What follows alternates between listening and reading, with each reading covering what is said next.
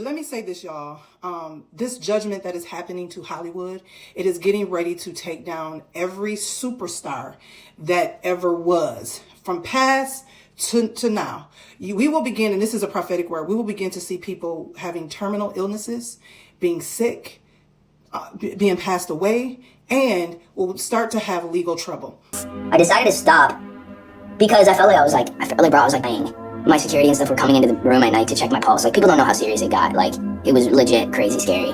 Did the Kardashians really steal $600 million from Britney Spears? I cover myself. Everything in this video is alleged, honey. This is what I digged up, and I don't know how much truth is to it, but there's reportings, okay? So everything that I'm saying is allegedly. Keep that in mind. The Hip Hop Task Force was created to watch Sean Puffy Combs, P. Diddy,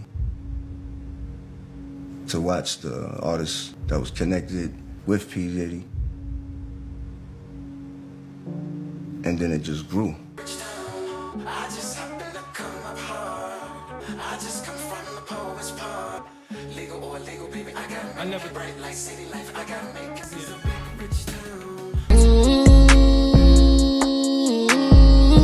Fake love, I don't need it, you can keep it as a fact. I had to make up my mind. I took that weight on my shoulder. I done been down for... Now, Justin recently opened up about his struggles with substance abuse, and people believe that it was Diddy who opened him up to the shady world, getting him involved in all kinds of dark things. Diddy had been trying to get to Bieber for a minute, and his management was backing him off. But it wasn't until Usher took over management and had guardianship and gave temporary guardianship to the diddler for 48 hours. But you got custody of him first. Diddy had already tried. They wouldn't let him. Actually, someone made reference to the fact that Diddy trying to get at Bieber the way he was trying to get at Bieber was looking a little predatory. And there's no doubt that the conversations surrounding Diddy have changed significantly since Cassie's lawsuit came out, you guys. And things that may have seemed innocent in the past seem not so innocent anymore. Justin, you ever seen the movie 48 Hours? Right now, he's having 48 hours with Diddy, him and his boy. They're having the times of their lives, like, you know, where we hanging out and what we doing. We can't really disclose, but definitely a 15-year-old's dream. You know, I have been given custody of him. You know, he signed to Usher. I had legal guardianship of Usher. And I lived with Sean Puffy Combs for a year. When you know, he did his first album, I did Usher's first album. That's the crazy thing. Now, that was L.A. Reid's idea, right? We're sending you over to something called Puffy Flavor Camp. And honestly, y'all, it makes sense because these record executives and producers will find these artists and these parents who know nothing about the industry, and they will manipulate these parents with these fancy record deals and all of this money just to turn around and get guardianship under the guise that they are going to be taking care of these artists just to ship them off to other people such as P. Diddy and his flavor camp. That's really on some childlike prostitution vibes, disguised as the type of lifestyle that you live when you are in the industry and you are an artist. And now that they have information on you, they want you to go out and do the same thing with someone else and bring them in. And so the same thing could be done to them as it was done to you. And my thing is, you wouldn't do it with your kids, but you would do it with someone else's. And I just wanted to add this little insert in here because Quindon is important. Although he is no longer here with us, rest in peace to Quindon. But Quindon Tarver also went through this same scenario, except for not with Diddy, but with Chris Stokes, and how Chris Stokes had lured Quindon Tarver and his mom into Hollywood under the guise that he would have a singing career. And although he was great at what he did and appeared in movies as well that are classics, he still got it taken advantage of by Chris Stokes, allegedly, y'all. His mom was sent back to Texas while they kept Quindon under the guise of a temporary guardianship, and then they took advantage of Quindon. And these are all things that Quindon had came to my channel and told me about, you guys. So I don't think that I have to technically say allegedly, but allegedly these are the things that Quindon Tarver came and told me to my face. And so rest in peace to Quindon. And I feel like the whole industry needs to be held accountable because it's not just Diddy. I don't have legal guardianship of him, but for the next 48 hours, he's with me. Yeah, but you were 13. What were you seeing? I went there to see the lifestyle. Right. And I saw it. You know, some didn't come along. I didn't say that. Okay. I didn't say that. What I did say is that there were very curious things taking place, and I didn't necessarily understand it. So, and we gonna go full crazy. Going crazy. 14 years old. You're a dad now. Would you ever send your kid to Puffy camp? Hell no. And then Usher came in, discovered it, and managed him, and got custody of him, promised to look after him, and then he sent him to the diddler. You're a dad now. Would you ever send your kid to Puffy camp? Hell no. But Papa don't hit me no more. Kick in the door, waving the 4-4. All you heard was Papa don't hit me no more. Let's go. Kick in the door, waving the 4-4. Hey, yeah. They're not seeing what the intentions was in his heart when he took Justin Bieber there. Let's be honest, he took Justin Bieber there.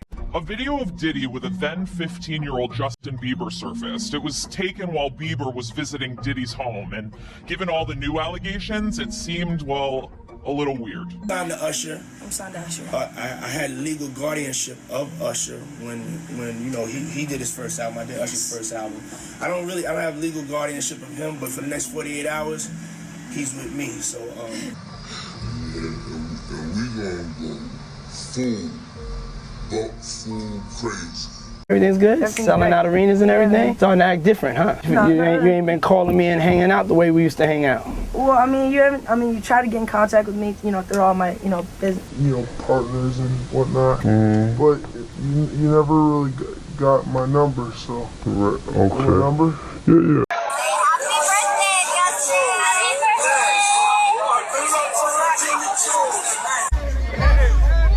Welcome to the family, John.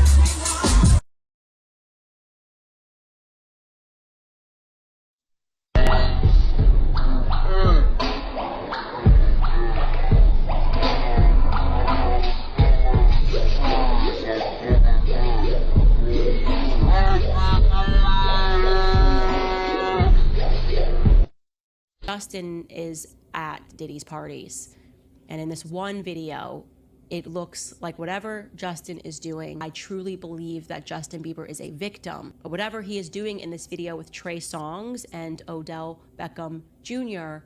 looks highly suspicious because I think the relevant part is Justin Bieber is not sober. He is clearly very heavily under the influence at this party. They criticize the things I did as an idiot kid, and it felt like no one gave a shit, and everybody saw me sick. Everybody knows my past now, like my house was always made of glass. But maybe that's the price you pay for the money and fame at an early age. I take responsibility for everything I've done. I was 15 when the world put me on a pedestal, lifting me up. Made some bad moves trying to act cool, upset by their jealousy. I had big dreams of doing shows and making memories. And turn me down, holding it against me like you're the holy one. And now I really wanna know what if I trip? I had a chip on my shoulder, had to let it go. What if I fall? 'Cause unforgiveness keeps them in control. I came in with good intentions, then I let it go.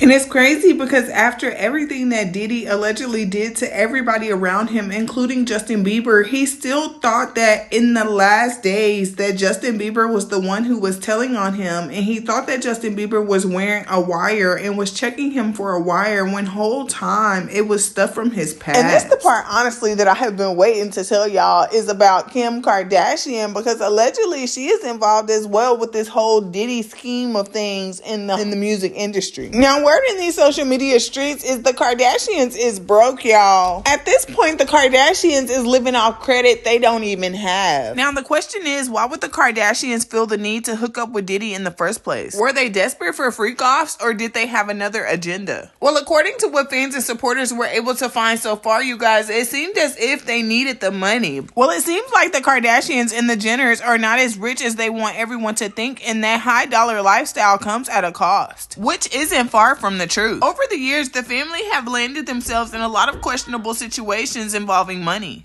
And allegedly, the Kardashians have had to be in cahoots with Diddy in order to even have money to be in Hollywood. And apparently, this has been going on for some time, you guys, because Kim Kardashian is pictured to be with Diddy at many occasions and many events throughout Hollywood, as well as his personal and private after parties, and was also around during the time that he was dating Cassie. And from photo evidence and doing my research, it seems as if him and Kris Jenner are also very close. And I'm just gonna say on a business and a private level. And we're talking about 4 years, y'all. This photo was posted October 25th, 2012. The caption reads, "Just another day at the office, Diddy style," and then she tagged Diddy in the post. And I'm not sure when Ray J and Kim Kardashian's little tape came out all over the internet, you guys, but I wouldn't put it past Kris Jenner to have gotten the idea from Diddy. You remember when Kim decided to use Brandy Norwood's credit card for a personal shopping spree? Back in the day before Kim had all these businesses, she was a closet assistant for Brandy. Brandy's mom, who was in charge of finances, gave Kim the credit card details. For a one-time purchase, Kim Kardashian kept the credit card details and waited until years later when the time was right, and then her and her sister stole $120,000 from Ray J's sister Brandy,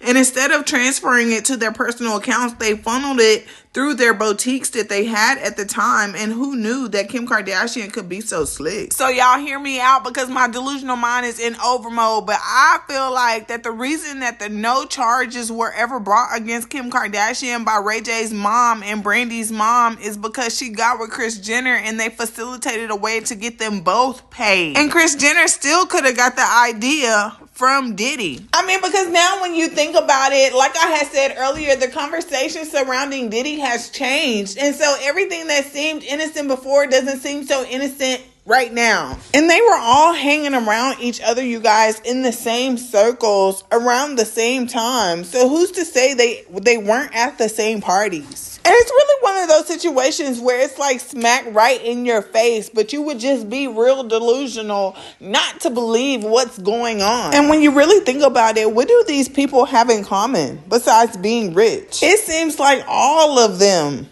the whole lot, was having so much fun with that dirty Diddy money, y'all. It really makes sense why the federal government seized his bank accounts under dirty Diddy money, because it just makes sense. They already said that Kim Kardashian is allegedly being investigated not only because she was at those Diddy parties, y'all, but because she was also allegedly tracking children. Kim Kardashian done had her hands in a whole bunch of other little pots as well as Diddy's, y'all. She has really been trying to make it work for her family and make it twerk something, do something strange for a little piece of change. I believe that they're not reacting on social media because for sure they are recording this for their 6th season of the Kardashian show on Hulu. For sure. I know that for sure. If they're not responding on social media, they're gonna get that money in from that show. Somebody leave some comments down below and let me know how much y'all think that the Kardashians get paid for that show, having that show on Hulu. Because is it enough to keep them in Hollywood at this point? Why is you in cahoots with Diddy, girl?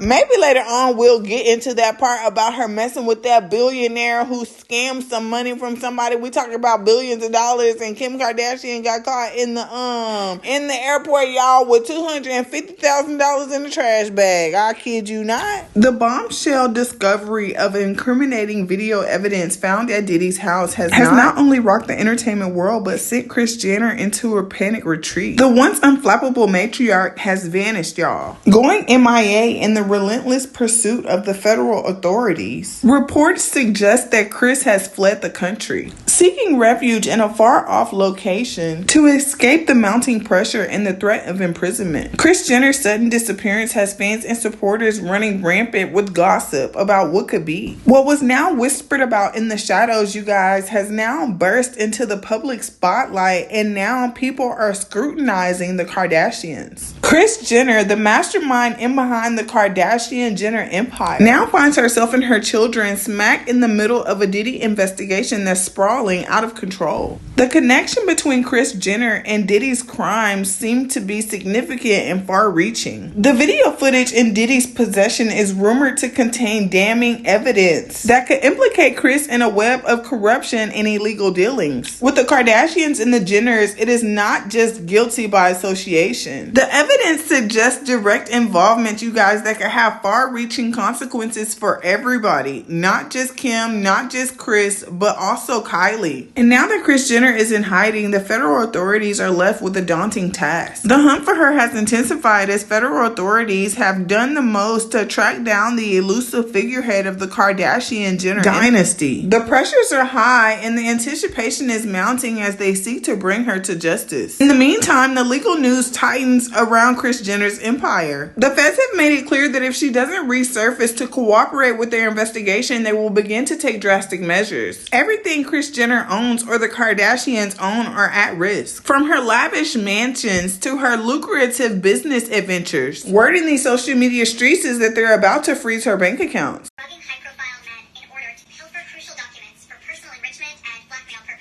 Yes, you heard that right. They are accusing her of lacing drinks and things of that nature. So this story gets even crazier. Hold on, watch this. Federal agents executed a dramatic raid on the residence of music mogul Diddy, revealing a cache of incriminating video footage.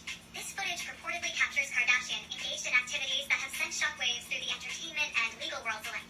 In a turn of events that has both stunned and captivated the public, the FBI claims that Kardashian was not only involved in the theft of vital information, but also used it as leverage to further her own interests. The gravity of these allegations has sent ripples through Hollywood. So at this point, it looked like the feds been keeping up with the Kardashians just like us. Did Justin Bieber and Kourtney Kardashian have a baby together? People think that her third child, Reign, is actually Justin Bieber's biological son and not Scott Disick's. So Reign was born in December of 2014. And 2014 was the peak of like the Kourtney and Scott issues. Like we all know they had a problematic relationship, but this is like the peak of when they were like splitting up and getting back together and splitting up. Also, you might remember when Kourtney was pregnant with Reign, Scott was not happy with her. He was not excited that Reign was being born. And then 6 months after his birth, they split up for good. Kourtney and Justin were spotted a lot in 2015 having like a little fling. So if Reign was actually Justin's kid, they would have had to also be seeing each other during that time in 2014 before she got pregnant. Like when she and Scott were on and off. And for all we know, she was loyal to Scott the entire time. But it is true that when she and Scott would fight, she would try to get him jealous all the time. Like she'd go out and party with guys to get his attention. And it makes you wonder how far she really went to do that. Now, y'all, she might got a point about Khloe Kardashian hanging around with Justin Bieber. Now, as far as them having a baby together, I don't know nothing about that. I just put it in there to make another point that Justin Bieber had a relationship with the Kardashians as well as the Jenners. Because in an old episode of Keeping Up with the Kardashians, there was a part in the show where they spoke about Kim Kardashian allegedly being a cougar and having some type of relationship with Justin Bieber. Because why are you 29 years old hanging around this 16-year-old? Kim Kardashian channels her inner cougar with Justin Bieber. Is this a joke? Why they love their prey so young. That is so embarrassing. So when I first seen that little snippet of the show, you guys, I didn't even think to go look at the news article that they were looking at on the show. And when I found the news article, it was written by People.com on August 10th of 2010, you guys. And it stated Kim Kardashian channels her inner cougar with Justin Bieber. I feel like that there was something more sinister going on here. However, Kim Kardashian and the Jenner dynasty had painted it off as if it was a shoot for Elle magazine. The article goes on to read, cue the tween screams. Kim Kardashian's latest photo shoot is bound to have Justin Bieber fans riled up once again. The reality star, who in May received threats after hanging out with the pop star at the White House Correspondents' Dinner, posted a sneak peek of their upcoming fashion spread on her blog on Tuesday. Remember those paparazzi pics of me and Justin Bieber in the Bahamas? Well, I can now reveal that we were shooting for Elle magazine. Kardashian, who was 29 at the time, wrote, Then it showed a hyperlink for a video that was supposed to show behind the scenes of Kim and Justin's photo shoot, but when I clicked it, it was nothing there. The article went on to say, I just received the pics from the shoot and I absolutely love how they turned out. She adds, the theme of the shoot was The Graduate for obvious reasons, LOL. Along with a shot of the two playing on the beach, Kardashian and Bieber posed lounging underneath a palm tree. In another photo, the glammed up, keeping with the Kardashian star in the sky-high stilettos, works out on an elliptical while watching the 16-year-old on TV. Justin and I had such a fun time together at the shoot, she says at the end of the post, before asking fans for their thoughts. So far, it doesn't seem like she's gotten any tween hate mail, though. One reader quipped, ain't that jailbait, young lady? But when I clicked on the hyperlinks, you guys, to go see her and Justin Bieber in the Bahamas, or to see behind Kim and Justin's photo shoot on the beach, or to see a shot of them playing on the beach, everything just popped up, page not found. And it really made me feel as if somebody had got it removed, because why is that not up there? We're talking about people.com and Elle magazine, for Christ's sake. So y'all know me, I had to go find it somewhere else, because just because it ain't here don't mean it's not on the internet. And when I was doing my research yesterday, I didn't find any of this, guys. I went to go find something else about Justin Bieber to show y'all, and I ran across all of this stuff about Kim Kardashian, and I'm just like, girl, why is you out on the beach like this with a 16-year-old? The topic of conversation is Diddy, but the people around him gotta know that they was gonna be looked into. Like, Kim Kardashian is out here running around here with Justin Bieber at the big age of 29 while he's 16, and it's really giving Rkelly and Aaliyah and Jay-Z and Beyonce. And at this point, I really just want to know who told Kim Kardashian that this was okay, and why you ain't got no grown and positive people in your circle telling you, girl, this is not okay, this is not gonna look good later on when Diddy finally goes down. But they was literally doing this right in our faces, y'all, playing in our faces, doing this in broad daylight. So she needs to be held accountable as well. Because in the beginning, what Diddy was doing was wrong, but after a while that you were still participating in the activities and getting paid, thinking that y'all ain't gonna never get caught and ain't nobody ever gonna figure y'all out, and that's when you cross the line into becoming an enabler and a predator yourself. Or Kim said, I think Justin Bieber should date my sister. And I was like, I think I should date you.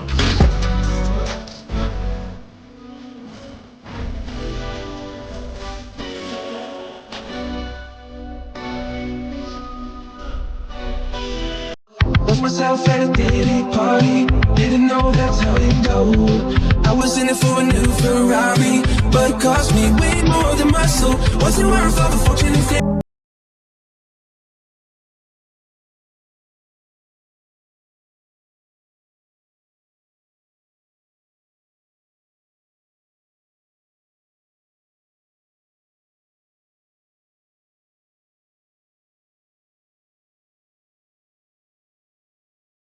Hard for me being that young and being in the industry and not knowing where to turn, and everyone, telling me they love me and, will just turn their back on you in a second. People take for granted. Because this latest bombshell is going to have you questioning everything you thought you knew about Hollywood's power players. Kim Kardashian, the queen of reality TV, is now at the center of some shocking allegations, and the whistleblower is none other than Justin Bieber himself. Brace yourselves, because things just got way more scandalous. In a jaw-dropping twist, Bieber has allegedly come forward with claims that his experiences with Kim Kardashian were worse than anything he went through with Diddy. Yes, you heard that right. Worse than the Diddy drama. As the investigations surrounding Diddy's notorious parties heat up, it seems Kardashian is now facing her own reckoning. Let's take a trip down memory lane. It's 2009. The world can't stop playing Baby on repeat.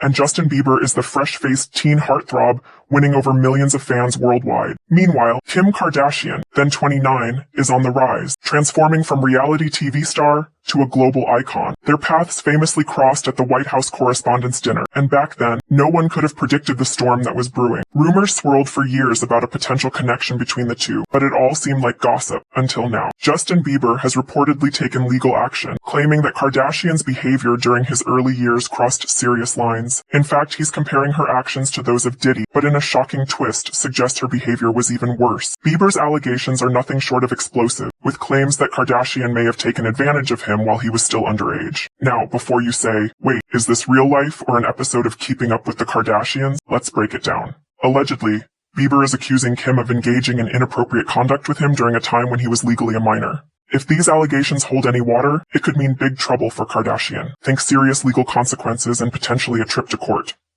What's even more disturbing is the claim that both Kardashian and Diddy were involved in manipulating and coercing Bieber during notorious parties thrown by the music mogul. These gatherings, once thought to be harmless fun, are now under intense scrutiny, with Bieber reportedly claiming that the atmosphere at these events was far from innocent. The idea that Kim, a public figure adored by millions, could be involved in something like this has left fans reeling. The Kardashian camp has yet to comment on these accusations, but we can only imagine the PR scramble going on behind the scenes. Kim's legal team will no doubt be hard at work, but the real question is, how will she spin this one? With Justin Bieber, one of the most high-profile stars in the world, leveling these accusations, the media frenzy is only going to intensify. As the spotlight shifts from Diddy's legal battles to Kardashian's potential involvement, it's safe to say this is just the beginning of a massive Hollywood scandal.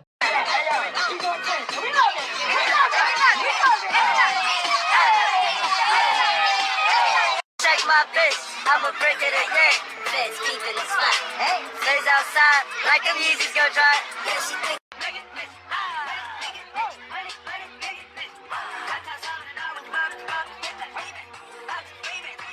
Watch a little bit. You get it mad. I'm getting rich. You get it mad. I'm getting rich. You cook out, yeah. That's why I'm standing on Ferraris, yeah. And the 6'4", 6'5", 2K4 Bugatti. That's why I'm standing on Ferraris, man.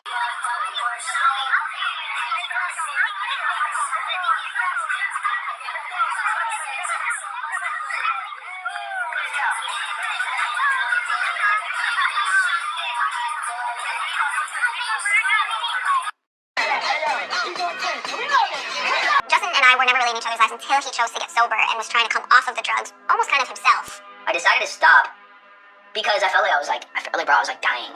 My security and stuff were coming into the room at night to check my pulse. Like, people don't know how serious it got. Like, it was legit crazy scary. I was waking up in the morning and the first thing I was doing is popping pills and smoking a blunt and starting my day. You know, so it just got scary. I basically said to myself, oh my God, if you're real, you get me through this season of stopping these pills and stuff, and if you do, I'll do the rest of the work. And then I did that, and then I was good from there, but I never did the actual work. I got off the pills, but I never went to the root of everything. And while researching Justin Bieber, I ran across this video of him in Miami around the time he was hanging around with Diddy. At first, I didn't notice her, you guys, but as I started editing more, I noticed that this girl seemed familiar. Because I had seen an Instagram live with this random girl with Diddy, and I was confused on why she was there. But you know, Diddy records everything, so let's go ahead and see what she had to say. My name's Ava. I'm a Scorpio. No. What's your last name? Oh, Ava Combs. What's your other last name? Ava Baroni. Eva Baroni Combs? Yes, it's breaking news. Diddy adopted a white child. I want you to tell them the story about how I adopted you. But you still have beautiful parents but you're my child also. But please tell the story. So, I was on the streets, and then Papa Combs decided that he would like to be a caring man. So then he saw me and decided to pick me up. Rumors that Kim Kardashian and her family may soon be arrested. New evidence suggests they helped Diddy clean up his dirty money from wild parties and even allegedly recruited vulnerable girls for these crazy activities. So I just want you guys to understand this. He is both a victim and not a victim, okay? And obviously if he's a kid and he's at Diddy's house, for the love of Jesus, Buddha, Allah, tree frogs, I don't care. But if you have a kid and a grown-ass man wants to spend time with your kid, they're disgusting. No man, you can't even get your kid's father to babysit like that. I mean, if there's illness or something like that, yes. But no baby daddy does that. No father of their own child does that. Just when we thought Diddy's shady deals were done, we have Justin Bieber's mom coming up exposing his ungodly things he did to Justin. Countless allegations were getting shot at Diddy, and it became a wake-up call to Patty, realizing that Justin was also a victim during his teenage years. When you have a son who is a superstar, you've got to think about security and safety. I mean, you've got so many people who want to, see him, be him, marry him, but you also got the crazies out there. Do you worry about his safety? Of course. I mean, I think every mom worries about their kids. So, but he's got really good security guards and a great team around him that, try to keep him out of dangerous situations. Kind of got to get thick skin, you know, when you're in this industry, and you can't believe most of what you read. A lot of it's made up. But I'd say who you surround your child with is the most important thing. Okay, Dr. Strangelove, this weirdo, he's like, yeah, I want to run a camp for little boys, and I'm going to pretend that I'm mentoring them. They will sacrifice Bieber. So it seems to me from doing my research, you guys, that there are people in the industry like L.A. Reid and Clive Davis who are grooming people and possibly harming young children. And let's just say allegedly doing all of these things to children and their families and then passing them off under temporary guardianships to people like Diddy for 48 hours or for a week or for a year, for him to turn these young people out and show them the type of lifestyle that you have when you sign to the Illuminati. And it seems like the whole industry is full of predators, because I saw on the internet while doing research, you guys, a video of Justin Bieber seemingly as if he was getting handled inappropriately by everybody in the industry and not just Diddy. It's just like after he went to quote unquote flavor camp, this is what he had to endure.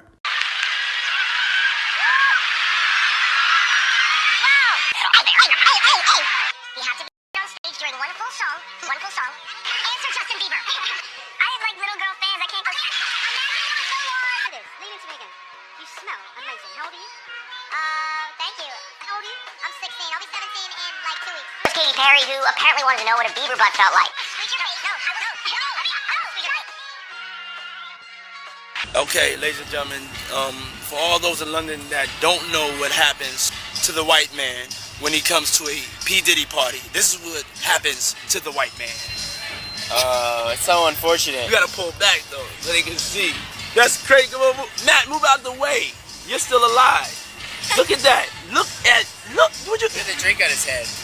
And that's James from Simeon Mobile Disco. He is a actual DJs aren't supposed to pass out, but when they come to one of my parties, this is what happens to him. I put him to sleep. Next day, right? You put the drink on his head. There you go. There it is. Damn. Get a girl, get a drink and some rock. Don't drink none of that other bullshit. Motherfucker, be black owned and black supported. Be respectful. Be respectful. Everybody is in the kitchen. Come outside. I just got the Icon Award. I want a motherfucking party. I want a motherfucking party. Let's go. The situation escalated after a video of Khloe Kardashian went viral. In the video clip, she admits to attending one of Diddy's parties, where people including Justin Bieber were seen naked. A bunch of my friends. Diddy, Quincy, Justin Bieber, so far so good. Montana. Do you even know half the people you're naming? No. Recently, an old clip from Keeping Up with the Kardashians resurfaced. In the letter, Khloe casually tells Kourtney that she was at a crazy party with P. Diddy, Justin, and Quincy. She called it a freak and revealed that most of the attendees were celebrities and completely naked. Once the video went viral, people began to focus on the Kardashians' involvement, leading to shocking revelations about Kim and Kris.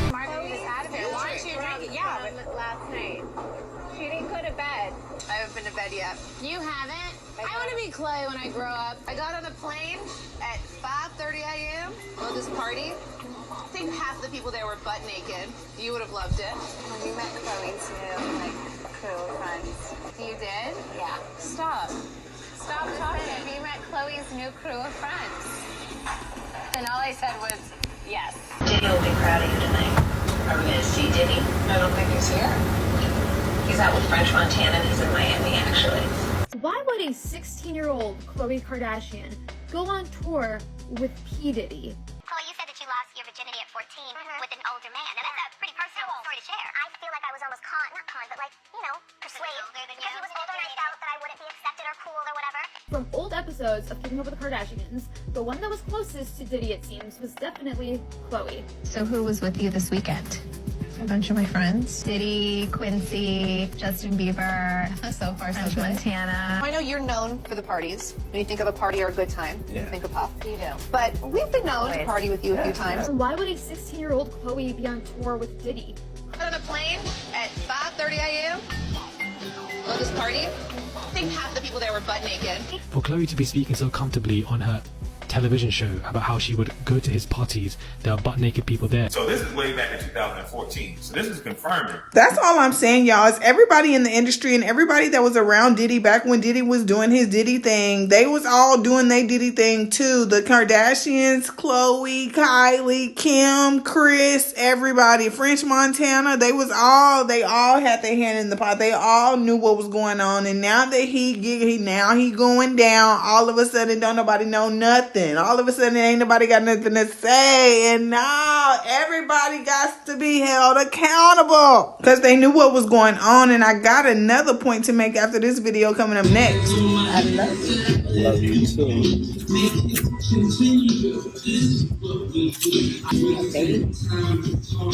too. Mom, freshly dipped though.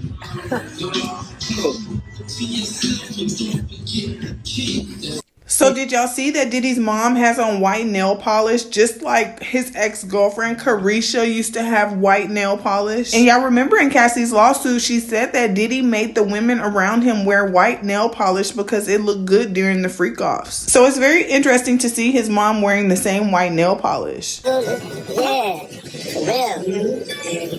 Mom, dude, know how to have a good time. Cause I ain't sitting in the house playing. They outside moving and shaking, baby. She come with me to strip club. I don't care. For real. It's my dog. You know, I want to live life. Be out here moving and grooving. My mom told me, she just said, keep moving, baby. That's right. Keep moving. Don't stop. She could touch the floor with her palms. You know? Flat.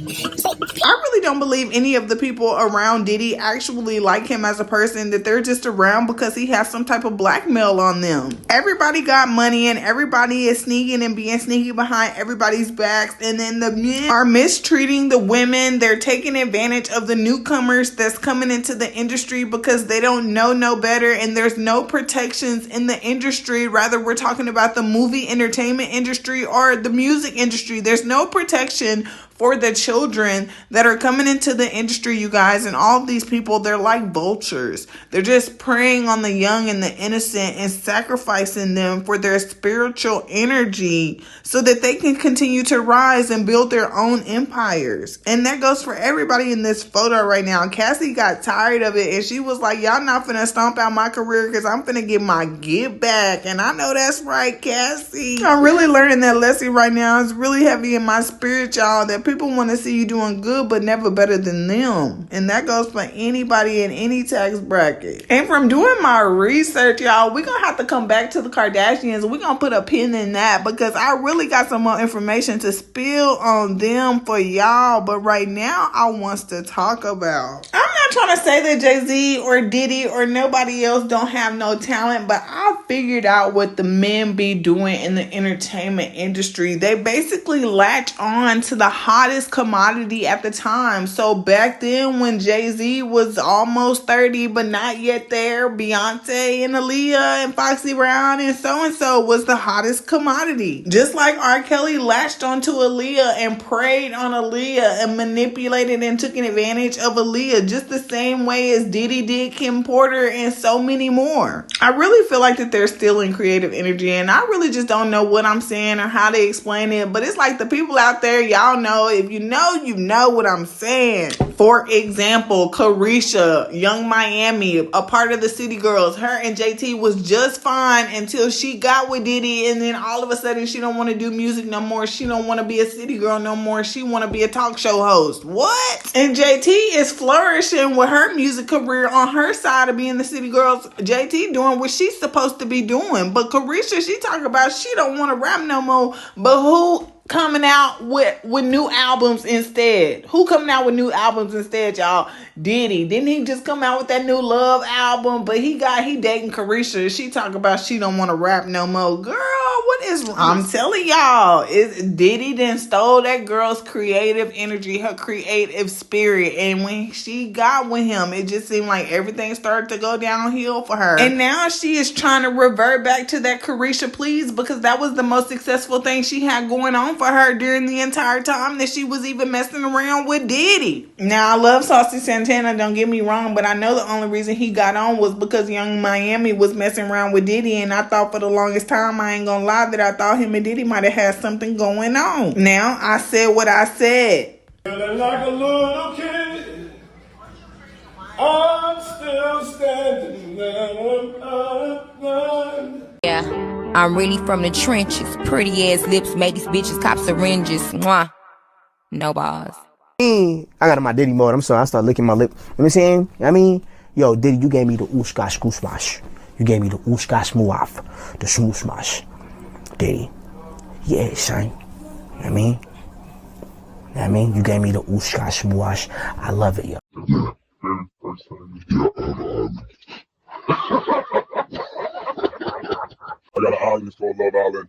So when I took you to Love Island, and then you realized that, you know, the plane landed and then we had to float to another island, what was going through your head when we were going there? I was like, I'm gonna go to war by this nigga, he mad. When you going off the grid with me, you gotta go to sleep for a week. Yeah, because it's definitely giving no sleep. Social media has had their ear to the streets when it comes to this Diddy news, you guys, because he is like Pandora's box being opened into the 90s music industry and everything that was going on in the 90s with Diddy, as well as Rkelly, Jay-Z, and many more. And sort of kind of what saved the celebrities in the music industry back in the 90s and the early 2000s was that the internet was not back then what it is today. Majority of the news that the people in the 90s would receive, like Wendy Williams, would 9 times out of 10 be by word of mouth, or someone having to know someone who knows someone who knows someone. You really would have to have had connections like that in order to know some of the things that were going down in the music industry, in order to even have the information to report it. And just with my experience having been one of those bloggers to report on the surviving R. Kelly situation that had happened with him and how he went down and he got 30 years in prison for what he was doing to minors in the music industry, it's just really surprising when you are able to also be witness and encounter someone such as Sean Diddy Combs also going down for the same serious allegations, and how it's not only Sean Diddy Combs, but it's Jay-Z as well, and Beyonce is incriminated, and then there's also other celebrities involved such as Kim Kardashian and Khloe Kardashian and Will Smith and Jada Pinkett Smith, and there's just so many other people allegedly that are involved. And it's like all the things that Jaguar has been saying all this time, and all these people who have been telling her that she's crazy, she's delusional, she don't know what she's talking about. And come to find out, y'all, like, majority of the stuff that she's been saying over the years is true, and I really feel like that she needs to be protected. I honestly feel like Cat Williams is included in that equation, that Cat Williams and Jaguar Wright needs to be protected. We need to protect Foxy Brown, and we need to protect Britney Spears, because clearly we're dealing with some powerful people when it comes to Jay-Z and Sean Diddy Combs, because they have been getting away with literal murder for the longest time, you guys. And so they've been able to build these billion-dollar empires. They've been knowing some powerful people since way back in the 90s that they still have connections with till this day. So just to be witness to this situation now in 2024, going into 2025, seeing this situation with Sean Diddy Combs being unraveled, you guys, like, they're going to have to go, like, there are literal individuals that are saying that Sean Diddy Combs did things to them, you guys, from back in like 1991 when they were like 9 years old. And y'all, when y'all really break that down, because I went and got me a calculator to break it down, y'all, that is 33 years that somebody had to sit by and watch somebody continuously get powerful and more powerful and more powerful. And why would these people feel the need to like want to come out and try to say something? Because 9 times out of 10, they're not even going to believe that it really happened. Like, people are going to be doubting them. Just imagine what someone had to go through during the 33 years that they was watching Sean Diddy Combs just rise and become more powerful.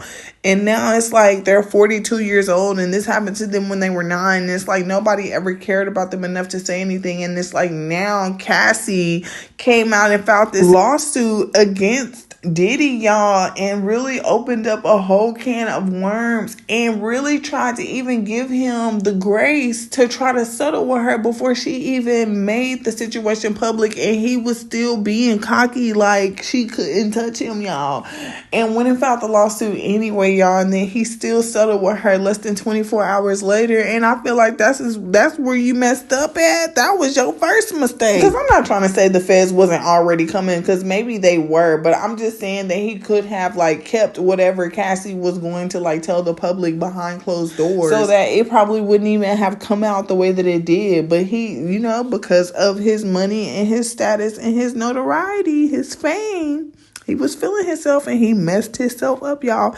And so now the floodgates, because of his case and everything, the floodgates have opened, y'all. And now we get to like witness everything that we have been questioning ourselves on about the 90s and things that happened with Tupac, Biggie Smalls, Aaliyah. Maybe not in that order, y'all, but y'all know what I'm trying to say. Anyway, with that being said, let's just go ahead and hop into the video. So this is where it gets interesting, y'all. TMZ on September 4th of 2023 had reported that Sean Diddy Combs had turned down a 9-figure deal and that he was giving his bad boy recording artists their publishing rights back. It goes on to say that Diddy chose to do the right thing over money, evidenced in the fact that he turned down a fortune to make sure his former artists have control of their music, TMZ has learned. Sources with direct knowledge tell us that the media mogul and bad boy label honcho is making an unprecedented move in the music industry right now, namely handing over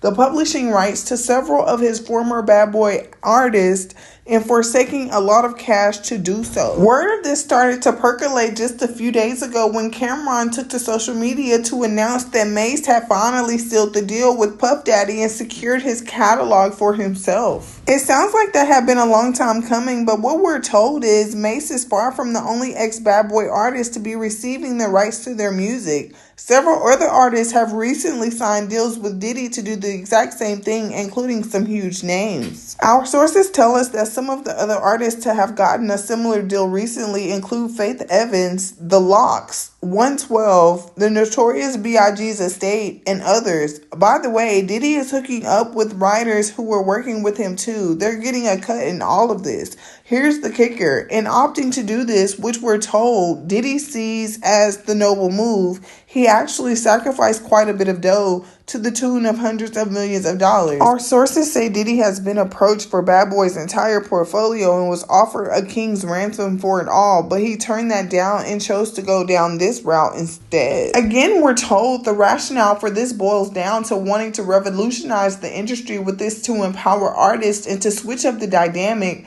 which has been a certain way for a long time as a part of his legacy. Diddy's hoping to enrich others in his community. TMZ have reported that Diddy's empire is already as big as they come, so the fact that he's breaking a small piece of it off and giving back to those who helped him build this is a pretty awesome thing to see. Can't stop. Won't stop. But I don't know, y'all. Sometimes I think back and I'll be thinking about those blog sites who are big in the industry and then they're reporting on all the celebrities and they have all the tea and the juice, but they also accept payments from people. I just don't be trusting that they're not reporting for that person who's currently being talked about, which is Diddy. So how am I supposed to know that they really didn't know in the background what was going on? Because I guess you could call this part 2 of that video that I released the other day, which was called The Downfall of Jay-Z and P. Diddy, the Collapse of Empire State Kings. I don't know what this is going to be, but y'all are going to know in the title. Anyway, because when I was doing my research, y'all, I heard all the same things that TMZ was saying, you guys, but I had also heard about the people who were actually trying to buy those music artists' publishing rights from P. Diddy. And this is all allegedly, you guys, because I don't know none of these people and they don't know me. This is just information that I found when I was asking questions on Google. And I ain't saying my information ain't credible because it absolutely is, but I am delusional. And if you watching me, you must be delusional too. You are going to actually give back the publishing rights to a bunch of artists on your label, which is incredible because it's happening at a moment that actually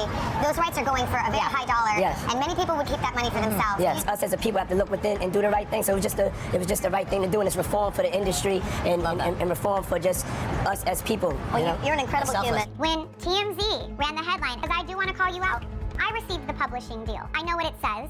I know how much money it was giving me.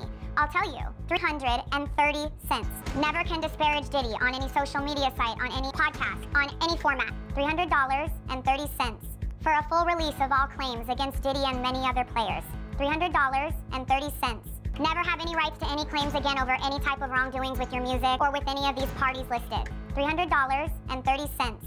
Once you sign it, in fact, it said, you can never mention the existence of this contract ever again. When I went to look at the publishing deal, it said anything but I'm being made whole financially again. I think you would probably be making moves to keep as many people quiet as possible. It asked me to not be able to have access to my story and my experience anymore. It asked me specifically to stay silent. Something really bad is coming. This isn't a man that was reformed. I'm just not who I am before. I'm something different. So my new name is Love. And everybody maybe signed it and can't talk. I don't know why no one else is coming forward and talking about this. Sources tell us that some of the other artists that have gotten a similar deal recently include Faith Evans, The Lox, 112, the Notorious B.I.G.'s estate. And I honestly feel like that he might have did that, yes, to keep people from talking, but also in the same breath that he's going after the artists that would know the most information about him from the 90s.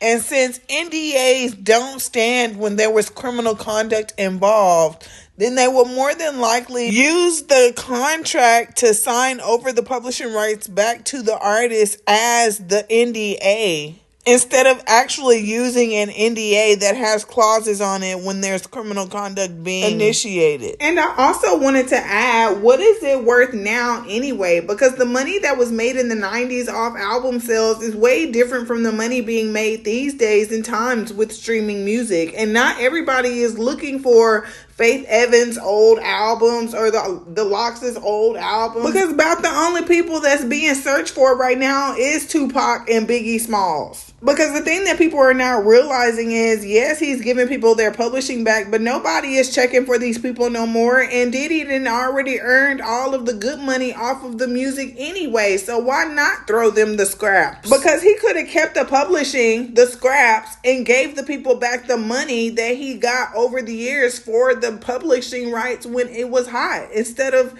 using it to mistreat Cassie, that you used to live this lifestyle that you take for granted, that you took advantage of, that you mistreated people, a lot of people over the years, and that you never thought that you could be blessed enough to have that position in your life and that God could not take it away from you. And look at you. People out here in the world making bets on if you're going to be like Jeffrey Epstein or R. Kelly. These men going to learn to stop mistreating these women like we ain't powerful beings. So now, y'all, we can finally hop back into the Kardashians, you guys, and what they are actually doing with Diddy, or what they were doing with Diddy, and what they were allegedly using their ties to Diddy in order to find prominent people in the industry that they could allegedly use to blackmail for various amounts of money and perks in the industry, you guys, in order to remain relevant and in control of their finances. And how Diddy helped them sabotage Britney Spears allegedly to steal $600 million from her. So before I get to explaining to you guys who Lou Taylor is, I wanted to show you guys this movie that I watched a long time ago. It's called I Care a Lot. It is about this lady who works for the court, and she's basically appointed as legal guardian by the court over all of these old people who don't have family members, or people don't care about them enough to check in on them or care about them. Is when the court sends someone to take care of these old people because they don't have anyone else. And this person takes advantage of these old people, and she preys on the people who don't don't have a lot of family with a lot of money or resources. And so once she feels like she's found the perfect person who fits within her description to take advantage of, she'll basically torment this old person. She'll take over their lives. She'll take over their finances. She'll sell all their belongings. And then she'll lock the old person in a nursing home while she continues destroying their life. And then if they don't do what she wants them to do, she'll put them on medication. She'll take their privileges away. She's in cahoots with the retirement home where she placed the old person. So she'll have the retirement home staff mistreating the person while she's out living her best life off of their money that she took from them. So basically, she sets her claws into this one old lady who lives by herself and has a bank full of cash, and nobody cares for her, and she thinks that the lady doesn't have anybody. So she kidnaps the lady through the courts, puts her in a nursing home. So then the lady's son finds out that this lady has done everything to his mom, and he goes after the lady. He tries to unalive the caretaker because she will not release his mother out of this retirement home. And since she is now the legal guardian and his mother is technically a ward of the state, he can do nothing about it. And so instead he goes in business with her, because come to find out, he's the head of the mob or the cartel or whatever. So he has all this money to invest in this lady for her to open various agencies around the country that do the same thing that she was doing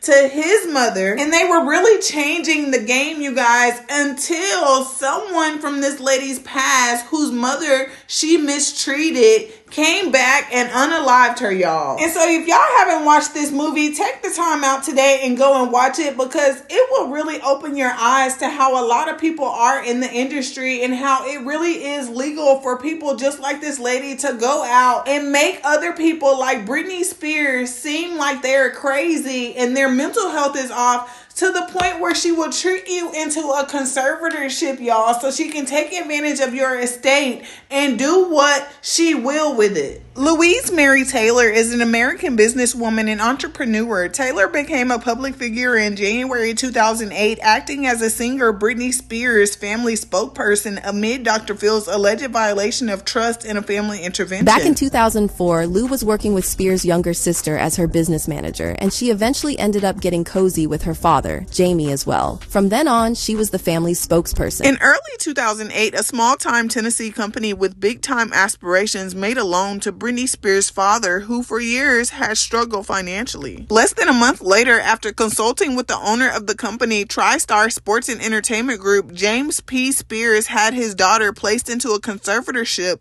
a legal arrangement typically reserved for people unable to care for themselves or work. He would wield vast power over her life and finances. Mr. Spears soon sent his daughter on a 97-show international tour, and he hired TriStar, to whom he still owed at least $40,000, to manage Miss Spears' business. Over the ensuing decade, the assignment would generate millions of dollars for TriStar and help transform it and its owner, Louise M. Taylor, into one of the premier managers in entertainment with clients including the Kardashians. Today, Mrs. Taylor, a deeply religious former bookkeeper who had few notable clients before Mrs. Spears, faces questions from Mrs. Spears' lawyers and others about how much money she made as the pop star's business manager and whether she improperly enriched herself. The conservatorship, which a California judge ended last month, was intended to protect Mrs. Spears from financial exploitation.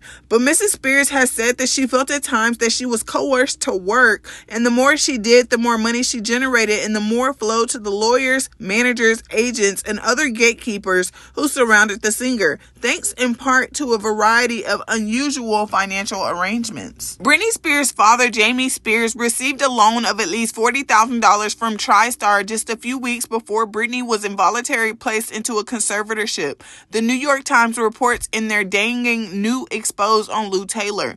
Below are some of the most noteworthy items. Britney embarked on a 97-show international circus tour the same year she was placed in the conservatorship. TriStar was hired to oversee her finances, to whom Jamie owed the $40,000 to. It is believed Jamie Spears collected $6 million of Britney's money over the course of the conservatorship.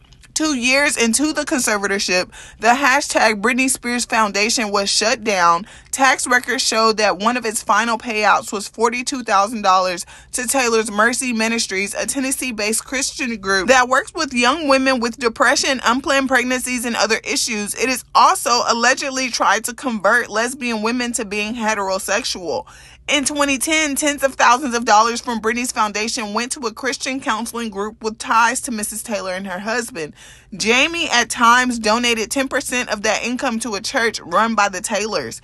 Taylor had Britney's estate pay for ads in Hollywood trade publications praising Mrs. Taylor and TriStar. Accompanying one of the articles was an ad quoting Britney, "So proud to be working with the best of the best."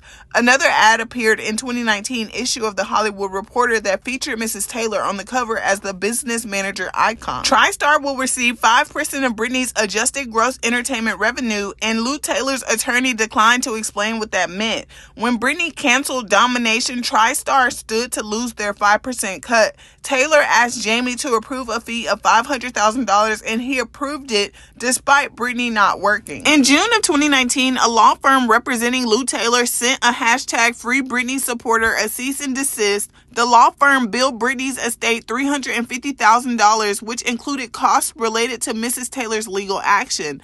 Black Box Security also kept tabs on Free Britney fans who criticized Mrs. Taylor and the conservatorship, and the surveillance was billed to Britney's estate.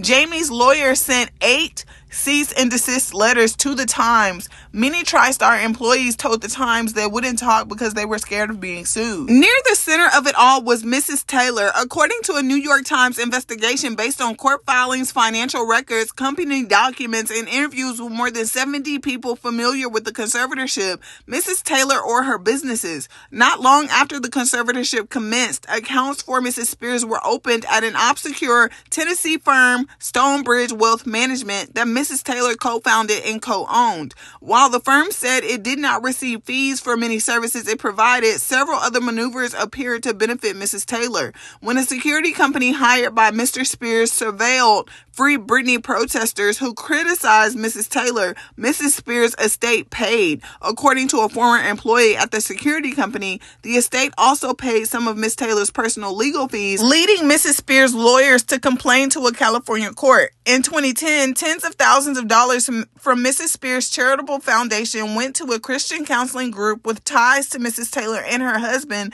and whose founder once boasted that the group helped people abandon lesbianism, and Mrs. Spears has been an icon to the LGBTQ community. Mr. Spears, who collected millions of dollars from his daughter as her conservator, also at times donated 10% of that income to a church run by the Taylors, according to a financial document reviewed by the Times. And Britney Spears' estate paid for ads in Hollywood trade publications praising Miss Taylor and TriStar. It isn't clear if Mrs. Spears knew how her money was spent, and her lawyer is investigating whether Mrs. Spears, Mrs. Taylor, and others unfairly profited from what Mrs. Spears viewed as her wrongful captivity. They should be in jail, Miss Spears said in court in June. A lawyer for Mr. Spears said that Jamie's administration of Britney's estate was always consistent with Britney's best interest. He said the court, a co-conservator of Mrs. Spears' court-appointed lawyer, approved of Mr. Spears' decisions. He added, Jamie has nothing to hide and will therefore hide nothing. Charles Harder, a lawyer for Mrs. Taylor, said TriStar faithfully served the estate and helped Mrs. Spears build an estimated $60 million fortune that is a success by any standard. And Matthew White, a lawyer for Stonebridge, defended the firm's work, saying in a recent letter to Mrs. Spears' legal team that it worked diligently and tirelessly to provide valuable services to benefit the estate, often for no fee. In the United States, there are an estimated 1.3 million conservatorships, also known as guardianships. Conservators are granted broad powers over a vulnerable person's life and are required to act in their best interests. Under California judicial rules, the conservator must avoid any personal, business, or professional interest or relationship that is or reasonably could be perceived as being self-serving unwilling or adverse to the best interest of the conservatorship. Mr. Spears' case highlights how that doesn't always happen and comes amid growing calls to reform a system that can victimize rather than protect. A conservatorship should be a last resort, her lawyer Matthew Rosengart told a court in August. It should not be a tool for the enrichment of third parties. Miss Taylor grew up in upstate New York. She played for the high school volleyball team and spent a semester at Monroe Community College but didn't graduate. Mr. Harder noted that Bill Gates and Steve Jobs also didn't graduate from college. In her early 20s, Lou Taylor got a job as a bookkeeper at a health insurance company in Rochester, New York. Rob Taylor, her husband, worked as a draftsman in the same building.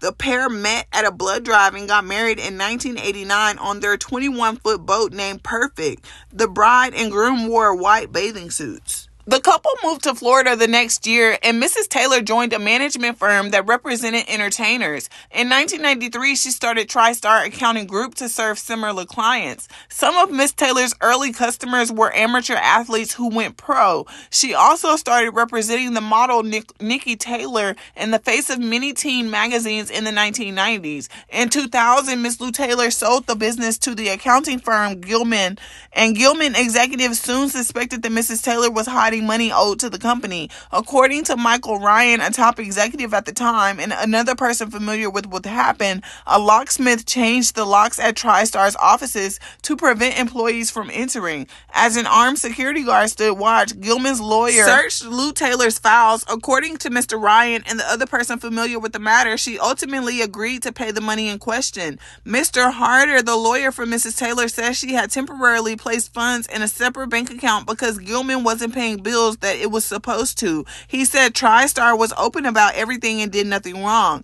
There was no lawsuit or official record of the accusations, and the two companies agreed to separate in July 2001, and Miss Taylor could start anew. By late 2001, the Taylors had arrived in Brentwood, Tennessee, and Mr. Taylor started a chapter of Calvary Chapel, an independent network of churches. He was the pastor and she was the ladies' ministry leader and joined the board. Miss Taylor also incorporated TriStar Sports and Entertainment Group. I wanted to create a business management firm that would service athletes and artists and make a difference by upholding morality and integrity, she later said on a podcast. In 2002, Miss Taylor co-founded Stonebridge. Her business partner was Mitchell S. Martin, who had been chief financial officer for the Televangelist Inspirational Network and a finance manager at Motorola. Stonebridge was tiny. It only had a few employees, and until 2006 managed less than $10 million. Entertainment business managers in Stonebridge seemed an unlikely candidate to advise high-wattage stars. Before long, though, the upstart firm would land one of the world's biggest celebrities. Mrs. Spears rocketed to fame in 1998 with the release of her single Baby One More Time at age 16. She became a pop culture sensation. Her success opened doors for her younger sister Jamie Lynn Spears, who in 2005 starred in a Nickelodeon series, Zoe 101, and became a TriStar client. That year, she turned 14 years old. Mrs. Spears would also become a TriStar client. The details of how he and Mrs. Taylor met aren't clear. Britney Spears began publicly struggling shortly after giving birth to her second son in 2006. She filed for divorce from her children's father, Kevin Federline. A battle ensued, and Mrs. Spears eventually lost custody of her sons. In January 2008, she was twice hospitalized on involuntary psychiatric holds. Her father, who had filed for bankruptcy, struggled with alcoholism and faced accusations of physical and verbal abuse, had largely been absent from his daughter's life, and now he had re-entered. Around the time his daughter was hospitalized and while he was working as a cook, Mr. Spears received a loan of at least $40,000 from TriStar. His lawyer, Mr. Weingarten, initially told the Times that Mr. Spears never received a loan from TriStar, but later confirmed its existence. TriStar routinely loans money to clients, he said. On February 1st, after discussing the matter with Mrs. Taylor, Mr. Spears petitioned a California court for conservatorship powers, court records show. Mr. Harder said Mrs. Taylor did not push for the creation of the conservatorship. His lawyers argued that Mrs. Spears was unable to care for herself and was vulnerable to exploitation. The judge approved Mr. Spears' request, and she granted Mr. Spears and a lawyer the power to enter into contracts for Mrs. Spears, run her businesses, and invest her money. Ms. Spears initially got an allowance of $1,500 a week, and the amount increased in subsequent years. Mr. Spears would collect an estimated $6 million over the course of the conservatorship. The existence of the TriStar loan, which hasn't previously been reported, is troubling, since Anthony, the incoming president of the National Guardianship Association, which represents conservators, it makes me wonder where the allegiance lies. Who is also the chief guardianship investigator for the county clerk in Palm Beach County, Florida? Is the conservator making decisions in the best interest of the conservatee, or the business manager who they owe a debt to? He added. It reeks of conflict of interest. Mr. Harder said in an email, a small loan later repaid had no effect on TriStar's work for the estate in later years.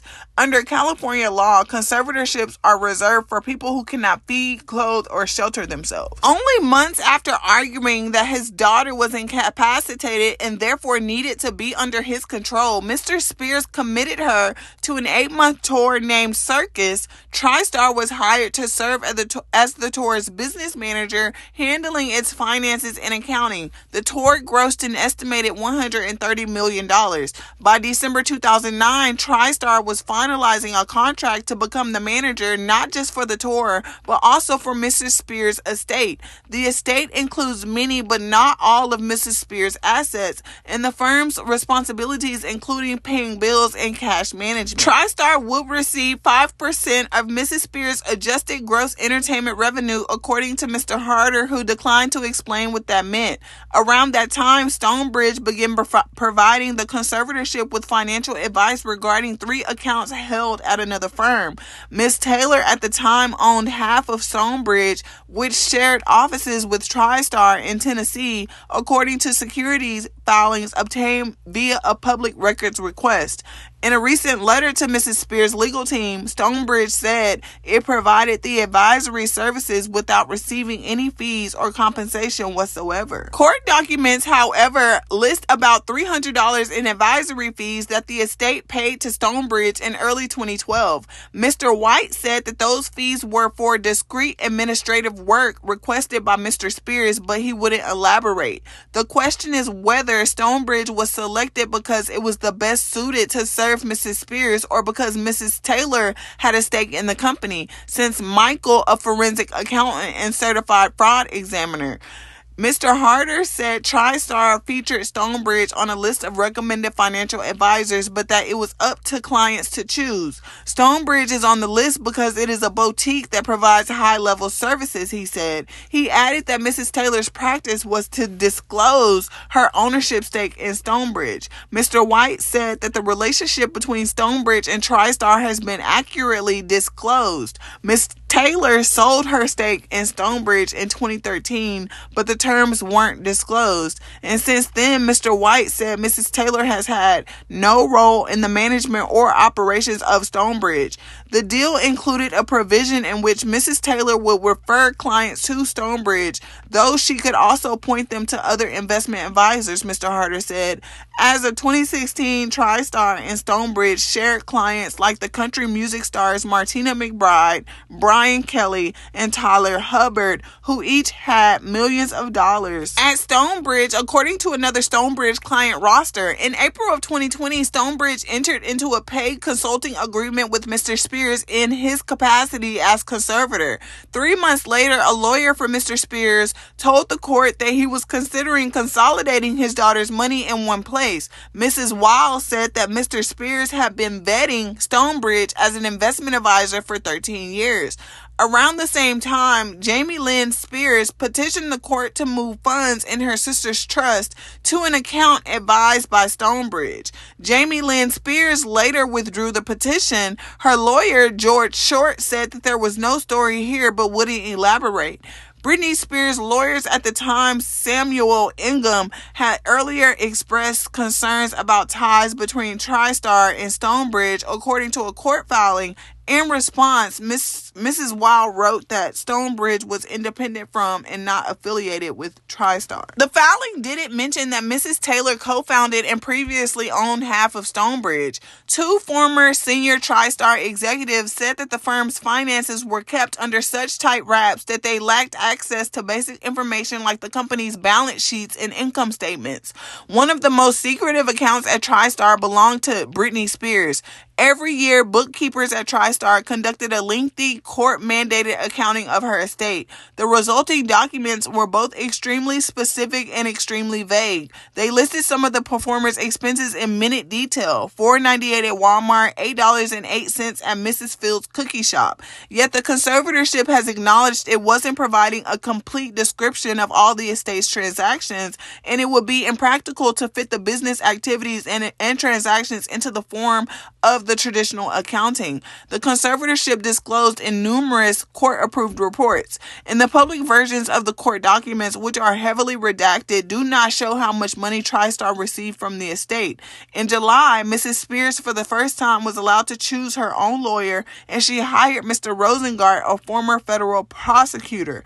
Mr. Rosengart has requested information and documents from Mr. Spears and TriStar that could clarify where Mrs. Spears' money went and how Britney Spears' father, Mr. Spears, used a network of companies and other entities to operate the estate. Britney Spears' attorney, Mr. Rosengart, has repeatedly asked TriStar a question: how much money did the firm make? TriStar has refused to provide the number. TriStar is effectively telling Britney that she should have to pay her lawyers to comb through hundreds of pages of complex, disjointed, and incomplete accountings, Mr. Rosengart said in an email to the Times. Mr. Harder said TriStar's compensation was disclosed in court filings that Mr. Rosengart has. Mr. Rosengart is not being forthcoming if he claims that he does not know the amounts that TriStar has been paid to date, Mr. Harder said. Mr. Spears and the Taylors are close. In 2017, Mr. Taylor baptized Mr. Spears and Mrs. Taylor in the Jordan River in Israel.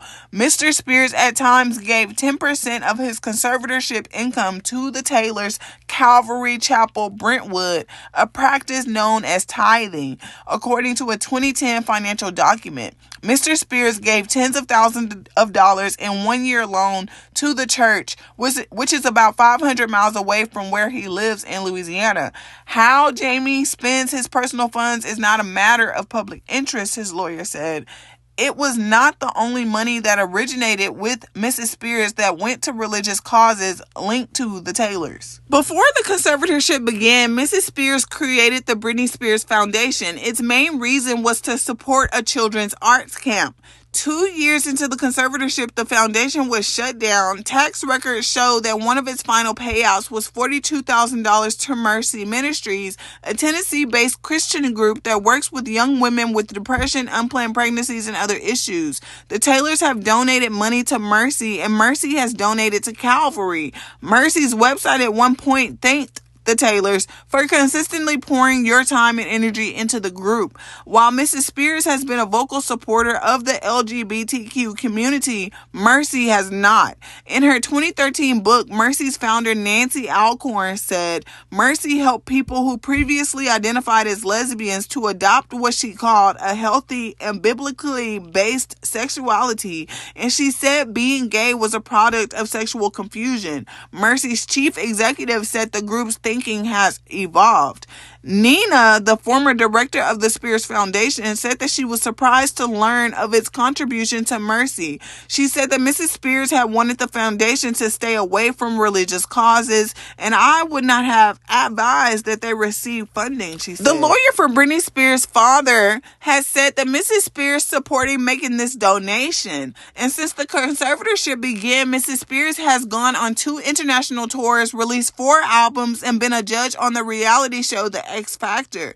In 2016, in the midst of a blockbuster 4-year residency at a Las Vegas casino, Miss Spears told a court-appointed investigator that she wanted the conservatorship to end. She is sick of being taken advantage of, and she said that she is the one working and earning her money, but everyone around her is on her payroll, the investigator wrote. The following year, Variety profiled Mrs. Taylor, whose clients included Steven Tyler of Aerosmith, Gwen Stefani, and Jennifer Lopez. According to the article was an ad quoting Mrs. Spears, so proud to be working with the best of the best. Another ad appeared in a 2019 issue of The Hollywood Reporter that featured Mrs. Taylor on the cover as business manager icon. Mr. Harder said that buying ads is a common way for entertainers to thank their representatives and that TriStar was under the impression Mrs. Spears had signed off. TriStar's work for the estate had expanded beyond the traditional role of a business manager. For example, a TriStar executive, Robin Greenhill, controlled Mrs. Spears' credit card and administered her medications, according to a court investigator's report. In 2019, the conservatorship lurched into crisis. In January, Mrs. Spears canceled a second planned Las Vegas residency and announced an indefinite work hiatus. Mr. Spears then entered a mental health treatment facility in what she said was an involuntary confinement. The cancellation was costly for TriStar, which stood to collect 5% of the revenue.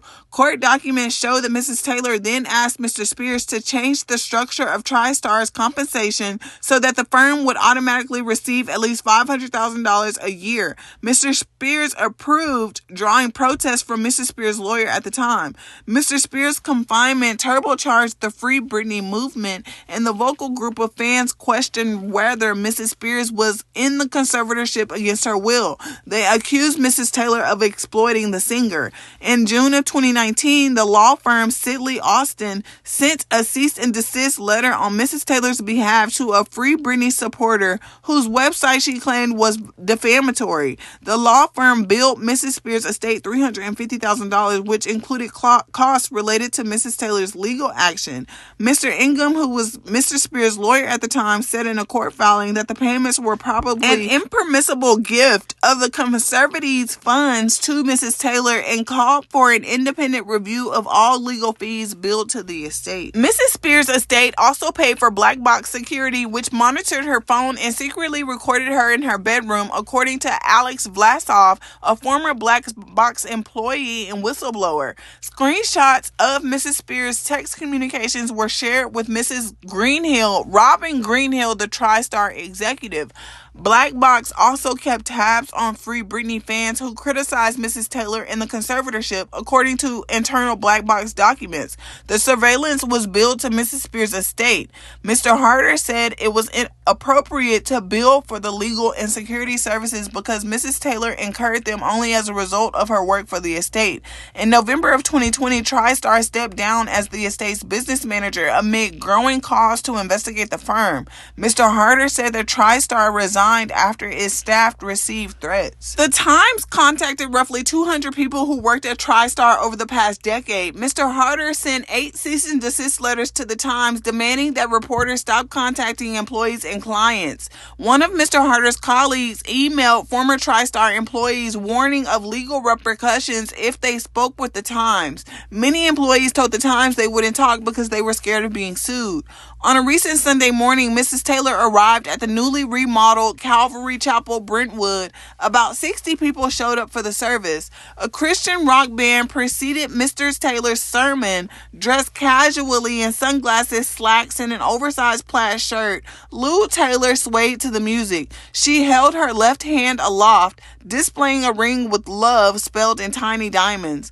About 3 weeks later, the California judge ended the conservatorship. Mr. Rosengart is still trying to determine how much money TriStar made through Britney Spears. And Britney Spears went on to write in a now deleted Instagram post, "I'm embarrassed for the state of California for permitting my father to have me work as hard as he worked me all those years and never seeing a dime. I'm embarrassed for all of them and I'm sad for them because I know my value and worth now." Well, how does it all go back to Diddy? Well, Lou Taylor started her management career at a place called Davamos, who had a contract with Uptown Records where Diddy worked at. And you know how they say birds of a feather flock together? It's no secret to Britney Spears fans that Lou Taylor has been trying to get in control of her estate for a very long time. And I'm gonna make it make sense for y'all in just a little while. Because let's not lie and kick it like Britney Spears wasn't that girl. Like, she didn't have the 90s and the early 2000s on lock. Like, she shouldn't have been top-notch, huncho, head BITCH in charge these days. Because if we gonna be anything, let's be for real that Britney Spears was that girl, and I expected her to go to heights that no other artist had ever been, and not just because she was a white girl, but only because she was really good at what she did. She looked good doing it, she sounded good doing it, she looked happy doing it, and she was making so much money just being Britney Spears. And then it just seemed like it all went to ish when her dad and Lou Taylor got involved. Because the industry really be so hard on these artists, you guys. They have to go through a lot of loopholes to be great in order to give us great entertainment. And then it's like the moment that they are regular people and they are having a breakdown or having a disagreement with their team or their family, or they're in their feelings or emotions or on their period or whatever the case may be, they just not feeling up to their best. And instead of someone taking advantage of them, it's like because they're celebrities, they're not offered any grace as human beings. These celebrities are flushed with all of this fame and notoriety and cash, and then the people judge them when they are using the money, when they're utilizing it. And it's probably a lot of partying involved, but doesn't that come with being a celebrity and an entertainer? I can go on and on about how Britney Spears was that it girl, but I'm going to just stop it right there. And I just wanted to reiterate that Britney Spears really had her whole life going for her. And I feel like her first mistake was when she hooked up with Paris Hilton. Funny though that, you know, just by me doing the baby video with my belly showing or whatever. I mean, I love Backstreet Boys and NSYNC, but when they're doing all those thrusts on the stage and when they're making out with the microphone thing, no one says anything about that. But when I'm just showing a little belly, everyone's like, standard. Guys can do you know whatever what I mean? they want, and the girls got to be very careful. Because y'all remember Britney Spears, she appeared in Mickey Mouse Club alongside Christina Aguilera as well as Justin Timberlake, and then she rose to fame with her solo career. She was doing amazing. Because couldn't nobody tell me nothing up in my room listening to Britney Spears, Baby One More Time, or Christina Aguilera, Genie in a Bottle. Y'all couldn't tell me nothing about myself. And Britney Spears being new in the industry and not knowing what to look out for, running across the paths of Paris Hilton, who was also in cahoots with Diddy on the back end. And y'all know Paris Hilton, her family comes from money. They own Hilton Hotels. And Nicole Richie, she got her people in the industry, and so she got old family money as well. These are the people in the industry who don't technically have any talents, but they just have notoriety and fame, and they built their empires off of brand deals and business ventures. And as far as someone like Britney Spears, who actually has talent, can sing, can dance, can do the whole 9 yards, I feel like that would make the people around Britney Spears jealous of her.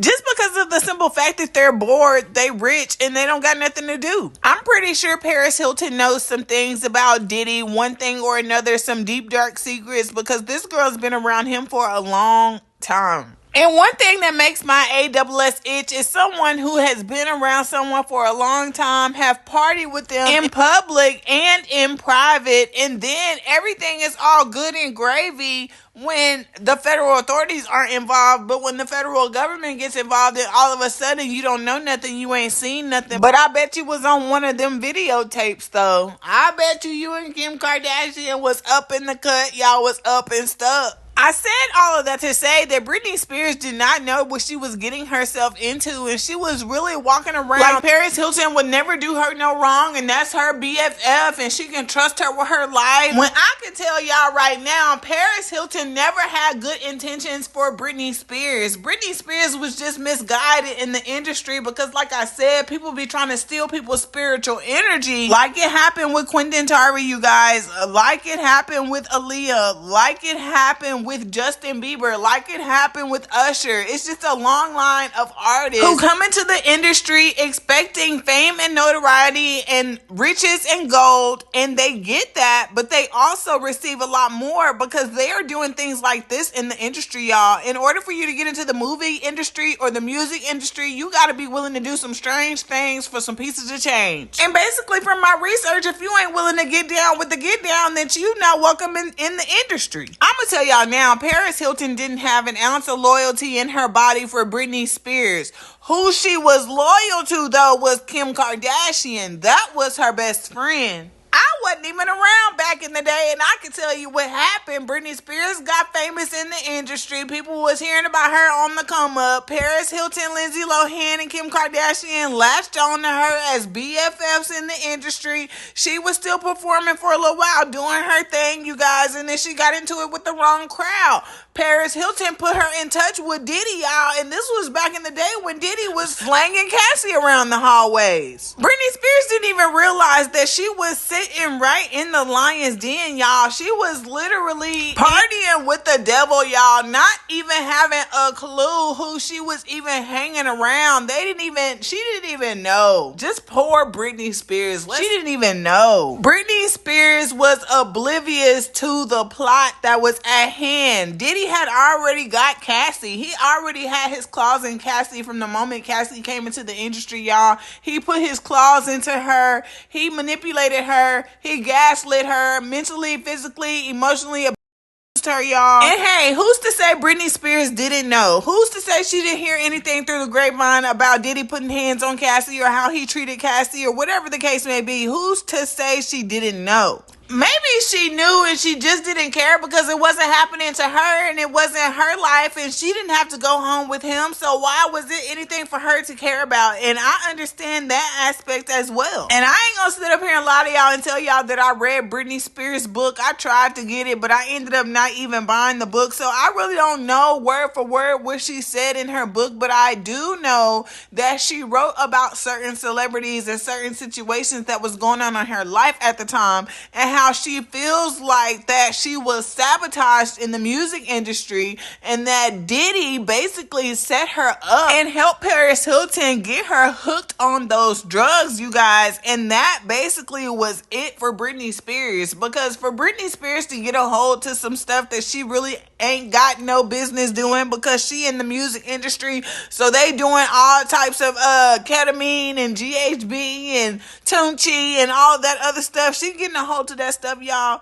9 times out of 10 she bound to go damn crazy. And people were making it seem like she was having a mental breakdown, and maybe she was, but maybe it was because of what she was going through at the time with her husband, Kevin Federline, the backup dancer, and then this was before the conservatorship, so she was probably going through hell and high water with her family members and everything, and then paparazzi following her around and just doing the most. Like, I could understand someone like Britney Spears just going crazy, and she just had a goddamn enough. And because a lot of things were happening personally for Britney Spears behind closed doors, in the paparazzi, you know, the internet wasn't what it is today back then. So of course, not a lot of people knew, unless you had inside information, what Britney Spears was going through at a time where we didn't have social media to amplify our voices. And don't forget that I already mentioned earlier that Lou Taylor had been knowing Sean Diddy Combs since 1990, before she even realized that she could be a business manager / caregiver / guardian of someone's estate. So I'm more than sure that Lou Taylor already knew what she could do if she had her hands wrapped up in Britney Spears' estate, you guys. And she used the fact that Britney Spears was spiraling out of control in the tabloids and everything like that, you guys. And what was creepy was Lou Taylor had plotted on Britney Spears and had already been trying to reach out to Britney Spears after finding her information from someone else in the industry. And doesn't that seem fishy? Because Lou Taylor has already been in touch with Diddy. Britney Spears has already been at these Diddy parties. So Lou Taylor has inside information that Britney Spears has been on drugs. She's been doing all these extracurricular activities. Maybe this is adhering to the fact that she's having a mental breakdown. And so Britney Spears does one last show, and this is between the time that she's going through her divorce with Kevin. Kevin is trying to take the kids. Her daddy is tripping. Everybody tripping. Everybody got something to say. More money, more problems. Y'all know how it goes. And what is crazy that a lot of people don't know is Britney Spears stated that she was at a Diddy party the night before her VMAs performance where she messed up and everybody made a ridicule of her. It's Britney, bitch. It's Britney, bitch. You're looking for trouble?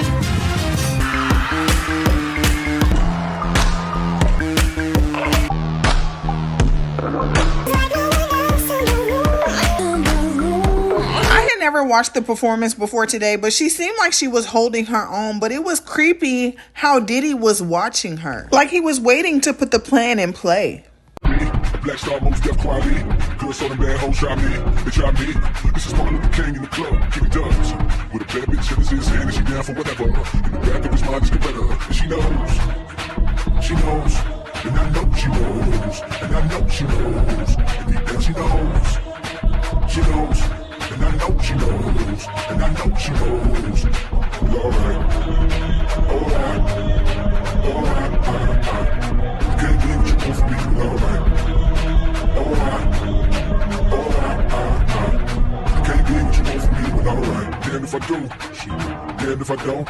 It seems that this sabotage may have happened because in those years, Britney was selling more than all of the artists of the time, even Beyonce. And after she felt like that they sabotaged her performance at the VMAs, you guys, she said that she ended up cutting off her hair that same year. In her memoir, The Woman in Me, she said that she did that as a way to push back against feeling like people wanted a piece of her. She also said that she had been the target of constant paparazzi attention and gossip since she was a teenager.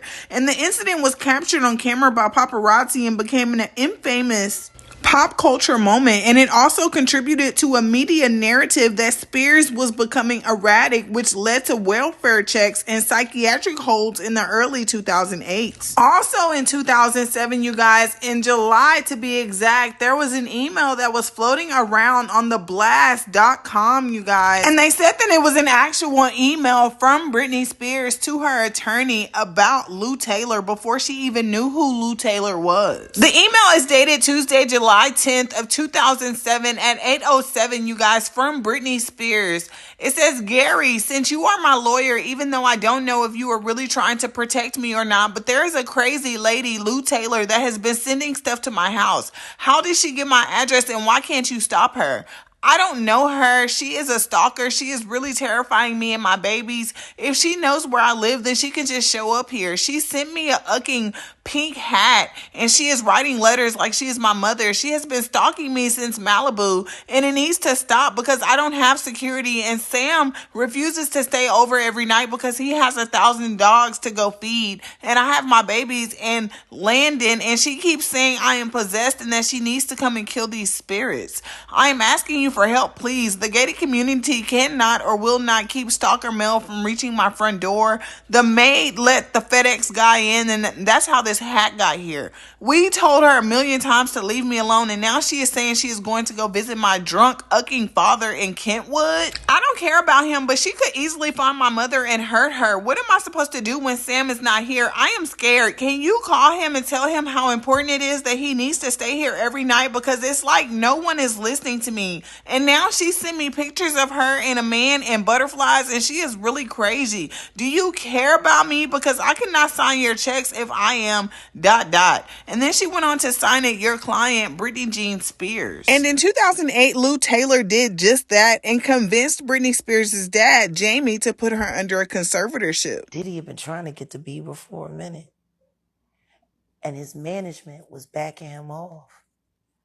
But it wasn't until Usher took over management and had guardianship and gave temporary guardianship to the diddler for 48 hours. Lou Taylor's usual targets for her conservatorship are people who are going through situations and mental health issues or substance issues, and these celebrities can be easily forced into 5150 holds and incarcerated in a hospital against their will. But that isn't the worst thing that can happen to these celebrities, you guys. With them being on that hold in the hospital means that their constitutional rights are waived and they can't get an attorney or due process. And this presents a perfect opportunity for people like Lou Taylor to easily railroad them into a conservatorship, and this is how they also control celebrities. It's also believed that Lou Taylor's vast connections allows for her to manipulate a celebrity's image in order to force them into a conservatorship. The press, the doctors, the lawyers, the insiders of the targeted celebrity's estate are then influenced more by Lou Taylor to make it look good on her. It was initially suggested that Britney Spears be placed into a temporary conservatorship. However, that kept getting reset over and over until it was finally made permanent, giving Britney Spears' father full control of her estate and giving Lou Taylor complete control over all of Britney Spears' businesses. To understand all of this, we need to go way back to 2018, back to when Britney's sister, Jamie Lynn Spears, was made the trustee of Britney's SJB Revocable Trust Fund,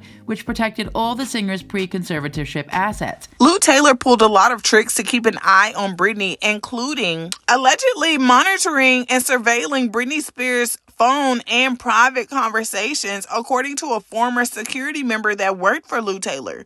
They felt like that she wasn't being treated like a human being, speaking about Britney Spears. And y'all remember earlier what I was telling y'all about Lou Taylor? Do not forget, okay? Lou Taylor launched TriStar Sports and Entertainment Group in 1992 and reinvested the money she made from clients, including her cut of boxer Michael Moore's purses for fighting Evander Holyfield, back into her business. Now, 27 years later, she's running one of the top firms in the entertainment industry.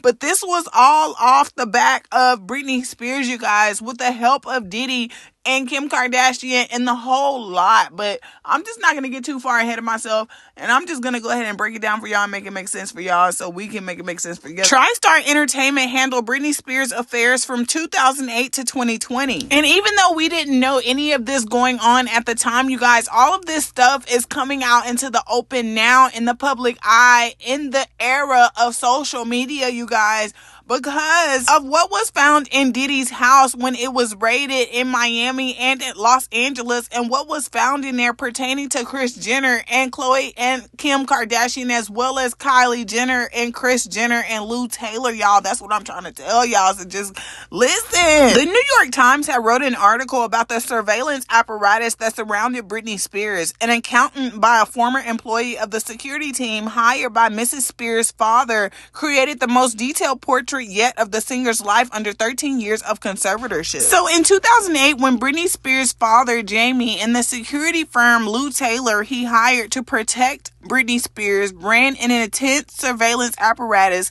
that monitored Britney's communications and secretly captured audio recordings from her bedroom, including her interactions and conversations with her boyfriend and children, according to a former employee of the security firm. The employee supported his claims with emails, text messages, and audio recordings he was privy to in his 9 years as an executive assistant in operations and cybersecurity manager for Black Box, the security firm. He came forward for a new documentary by the New York Times controlling Britney Spears, which was released on Friday. Recording conversations in a private place and mirroring text messages without the consent of both parties can be a violation of the law. It is unclear if the court overseeing Ms. Spears' conservatorship was aware of or had approved the surveillance. The employee in his trove of materials create the most detailed portrait yet of what Miss Spears' life has been like under the conservatorship for the past 13 years. He said that the relentless surveillance operation had helped several people linked to the conservatorship, primarily her father, James P. Spears, who controlled nearly every aspect of her life. Mrs. Spears' father, who is known as Jamie, was appointed conservator in 2008, shortly after Mrs. Spears was twice taken to the hospital by ambulance for involuntary psychiatric evaluations amid a series of public struggles and concerns around her mental health and potential substance abuse. He was giving broad control over her life and her estate, including the power to retain round-the-clock security for Mrs. Spears. Mr. Spears and others involved in the conservatorship have insisted that it was a smooth-running operation that worked in the best interest of his daughter. But in the wake of Mr. Spears' comments in court in June, the judge authorized her to choose her own lawyer, Mr. Rosengart, for the first time. Mr. Rosengart swiftly filed to remove Mrs. Spears as the conservator of the singer's estate. After consistently arguing that there were no grounds for his removal, Mr. Spears abruptly asked the court on September 7 to consider whether to terminate the conservatorship entirely. Mr. Rosengart's and Mr. Spears' requests are expected to be considered at a hearing scheduled for September 29th. So this is old news, you guys. Clearly, she's gotten out of the conservatorship since then, but I'm just using this to prove a point. So the security team's role has long been a mystery. The black box security founder was born in Israel and is described on a company website as having a background in the Israelite Special Forces, and the Spears account helped Black Box grow from a tiny operation to a prominent player in the celebrity security industry. It counts the Kardashians, Miley Cyrus, and Lana Del Rey among its clients. So Britney Spears' bodyguard said that Mr. Spears' phone had been monitored using a clever tech setup. The iCloud account on her phone was mirrored on an iPad and later on an iPod. Mr. Yemeni would have Mr. Vlasov encrypt Miss Spears' digital communications captured on the iPad and the iPod to send to Mr. Spears and Robin Greenhill, an employee of TriStar Sports and Entertainment Group, the former business manager for the singer's estate. This arrangement allowed them to monitor all text messages, FaceTime calls, notes, browser history, and photographs. Her own phone and her own private conversations were used so often to control her. In response to the questions about the surveillance operation, a lawyer for TriStar Sports and Entertainment Group said that these allegations are not true. Miss Robin Greenhill was only involved in Mrs. Spears' security to the extent that Mrs. Spears requested her involvement, as well as TriStar's role of issuing the payments to the security company. The lawyer did not respond to follow-up questions, specifically asking whether Miss Robin Greenhill had ever received copies of or reports on the contents of Mrs. Spears' text communications. And they said that the reason that the owner had given for monitoring Britney Spears' phone was to protect her from harm or bad influences. But that Britney's father monitored his daughter's text message conversations with her mother, her boyfriend, her close friends, and even her court-appointed lawyer, according to screenshots of messages provided to the Times. And Mr. Vlasov's accounts of how Mrs. Spears' life was controlled by the security team were confirmed by others with first-hand knowledge of the conservatorship who requested anonymity. They said that Mrs. Spears essentially could not leave her home without the presence of security personnel who would inform Mr. Yemeni, Mr. Spears, and Miss Robin Greenhill of the singer's movements via group chat. The security employee went on to say that another black box employee had once given him a portable USB drive and asked him to delete the audio recordings on it. I had them tell me what was on it. They seemed very nervous and said that it was extremely sensitive, that nobody can ever know about this, and that's why I need to delete everything on it so there's no record of it. And that raised so many red flags with me, and I did not want to be complicit in whatever they were involved in, so I kept a copy because I don't want to delete evidence. The drive he discovered contained audio recordings from a device that was secretly placed in Britney Spears' bedroom. With more than 180 hours of recordings, Mr. Vlasov said that he thought the timing was curious because some of the recordings were made around the time that a court investigator visited Mrs. Spears to perform a periodic review in September of 2016. The New York Times reviewed the recordings to confirm their authenticity, and when asked why he had continued working with Black Box despite harboring so many concerns, Mr. Vlasov said he had feared the amount of power Mr. Yemeni and others had and the possibility that they could damage his job prospects in the industry. After Mrs. Spears' impassioned remarks to the court in June, Mr. Vlasov said his mindset had changed, and choosing to leave Black Box in April was the best decision of his life, he said, and he believes going public is the right thing to do. I don't know what's going to happen tomorrow, but I've never regretted it, he said. She did not want to be there. Mrs. Spears spent time at a mental health treatment facility in 2019, a state that appears to have been a turning point in the conservatorship. Who exactly sent her there, for what reason, and whether she went on her own volition are in dispute. In June of 2021, Britney Spears had requested that the courts terminate her conservatorship from up under her father, Jamie, and the drama exploded a lot of controversies in behind the conservatorship concerning her dad's mistreatment and her lack of control over her own finances. 3 days later, after I said no to Vegas, my therapist sat me down in a room and said he had a million phone calls about how I was not cooperating in rehearsals and I haven't been taking my medication. All of this was false. He immediately the next day put me on lithium out of nowhere. He took me off my normal meds I'd been on for 5 years. And lithium is a very, very strong and completely different medication compared to what I was used to. And this was an article that was wrote on July 5th of 2022. And it's basically stating how Britney Spears' former business manager, Lou Taylor, was involved in conversations leading up to the establishment of the pop star's controversial conservatorship. I'm sorry about my voice, y'all. I be smoking weed and be too invested in these celebrities' business. The filing by Spears' high-powered attorney, Matthew Rosengart, last Friday in Los Angeles, TriStar TriStar Sports and Entertainment Group founder Lou Taylor's previous claim to Page Six that she had no role whatsoever in the creation of the conservatorship. In an email dated January 17th of 2008, just 15 days before the quote-unquote toxic singer's father, Jamie Spears, went to court and put himself in control of her personal affairs, Lou Taylor introduced herself to Jamie's then attorneys, Geraldine and Gerald Cohen, and wrote, "I look forward to working with you," according to the documents.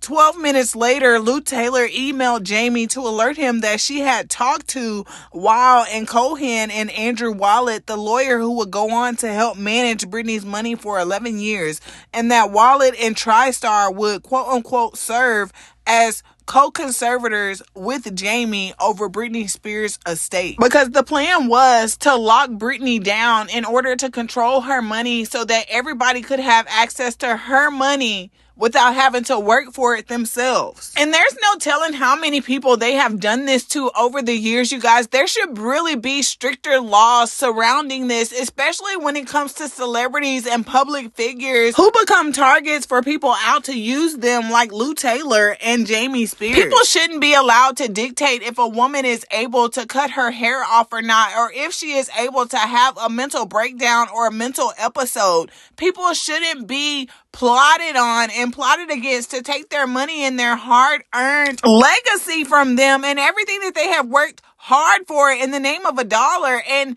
if nothing is done for Britney Spears, I just hope that something comes out of this Diddy situation to where Lou Taylor and Robin Greenhill are being held accountable, y'all. Because y'all remember in Little Rod's lawsuit that he filed against Diddy, he listed Robin Greenhill as the person who was paying out to the workers like Young Miami and 50 Cent Baby Mama. In Britney Spears' best-selling 2023 memoir, The Woman in Me, she described Robin Greenhill as TriStar boss Lou Taylor's weird ASS lackey and grouped both women alongside her despised father as bullies.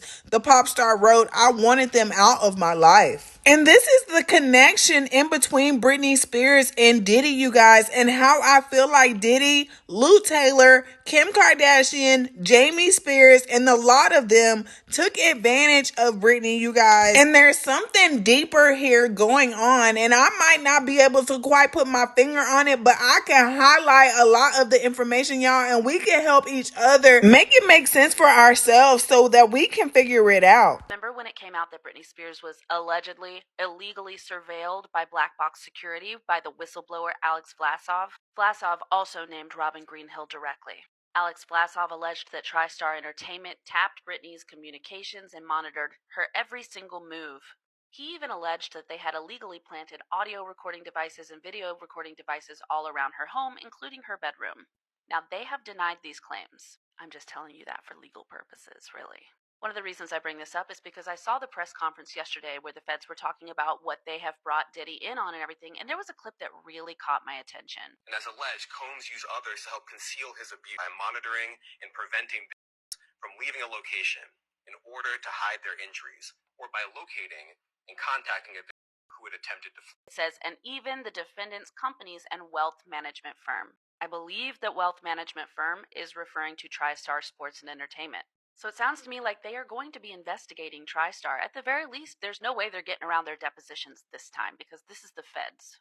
So while I don't believe that we ever got to see true justice for Britney Spears, maybe we'll at least get to see some retribution for TriStar, Lou, and Robin Greenhill. Because inside of Diddy and Britney Spears' legal sagas, one management firm appears. TriStar Sports and Entertainment Group, which was scrutinized for its role in the pop singer's conservatorship, had its accountant referenced in a civil lawsuit against Sean Combs alleging cash payments to workers like Young Miami and 50 Cent's Baby Mama, who were on monthly retainers. And that is because Lou Taylor is allegedly using Diddy and his party goers and the children that Diddy is taking advantage of so that she can see who's partying too hard and have the same process that she did with Britney Spears, but doing it with someone else that is around Diddy all the time who she knows has substance abuse issues.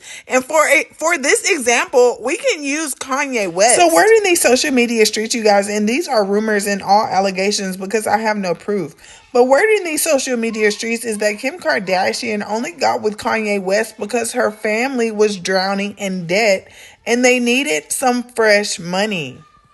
Because y'all remember early on in the video when I had told y'all that the Kardashians was broke and that Kim Kardashian have been doing strange things for pieces of change along with Diddy, and that her face had been caught on some of those cameras that was pulled out of Diddy's house when his homes in LA and Miami were raided. That is why Kim Kardashian has been working alongside Diddy and Lou Taylor, you guys, in order to try to put certain artists into conservatorships so that they can all have access to those artists' estates, just like Britney Spears. They tried to do it to Kanye West. However, he saw the play before they were able to fully put it into fruition. And unfortunately for Britney Spears, she didn't see them coming. This should all really be illegal. Ye's recent statements on social media have been called bizarre, but if they were true, is it possible that Kim is trying to get her ex-husband to behave weird to justify a conservatorship with Lou Taylor? When Kim and Chris flew to Wyoming with a doctor to get him under another involuntary psychiatric hold, was it an attempt from Kim to get a hold of Kanye's money and custody of their kids? Most importantly, was all of this another devious plan orchestrated by Kim, Chris, and Lou Taylor to control Kanye? As fans are becoming increasingly worried for Britney Spears' safety,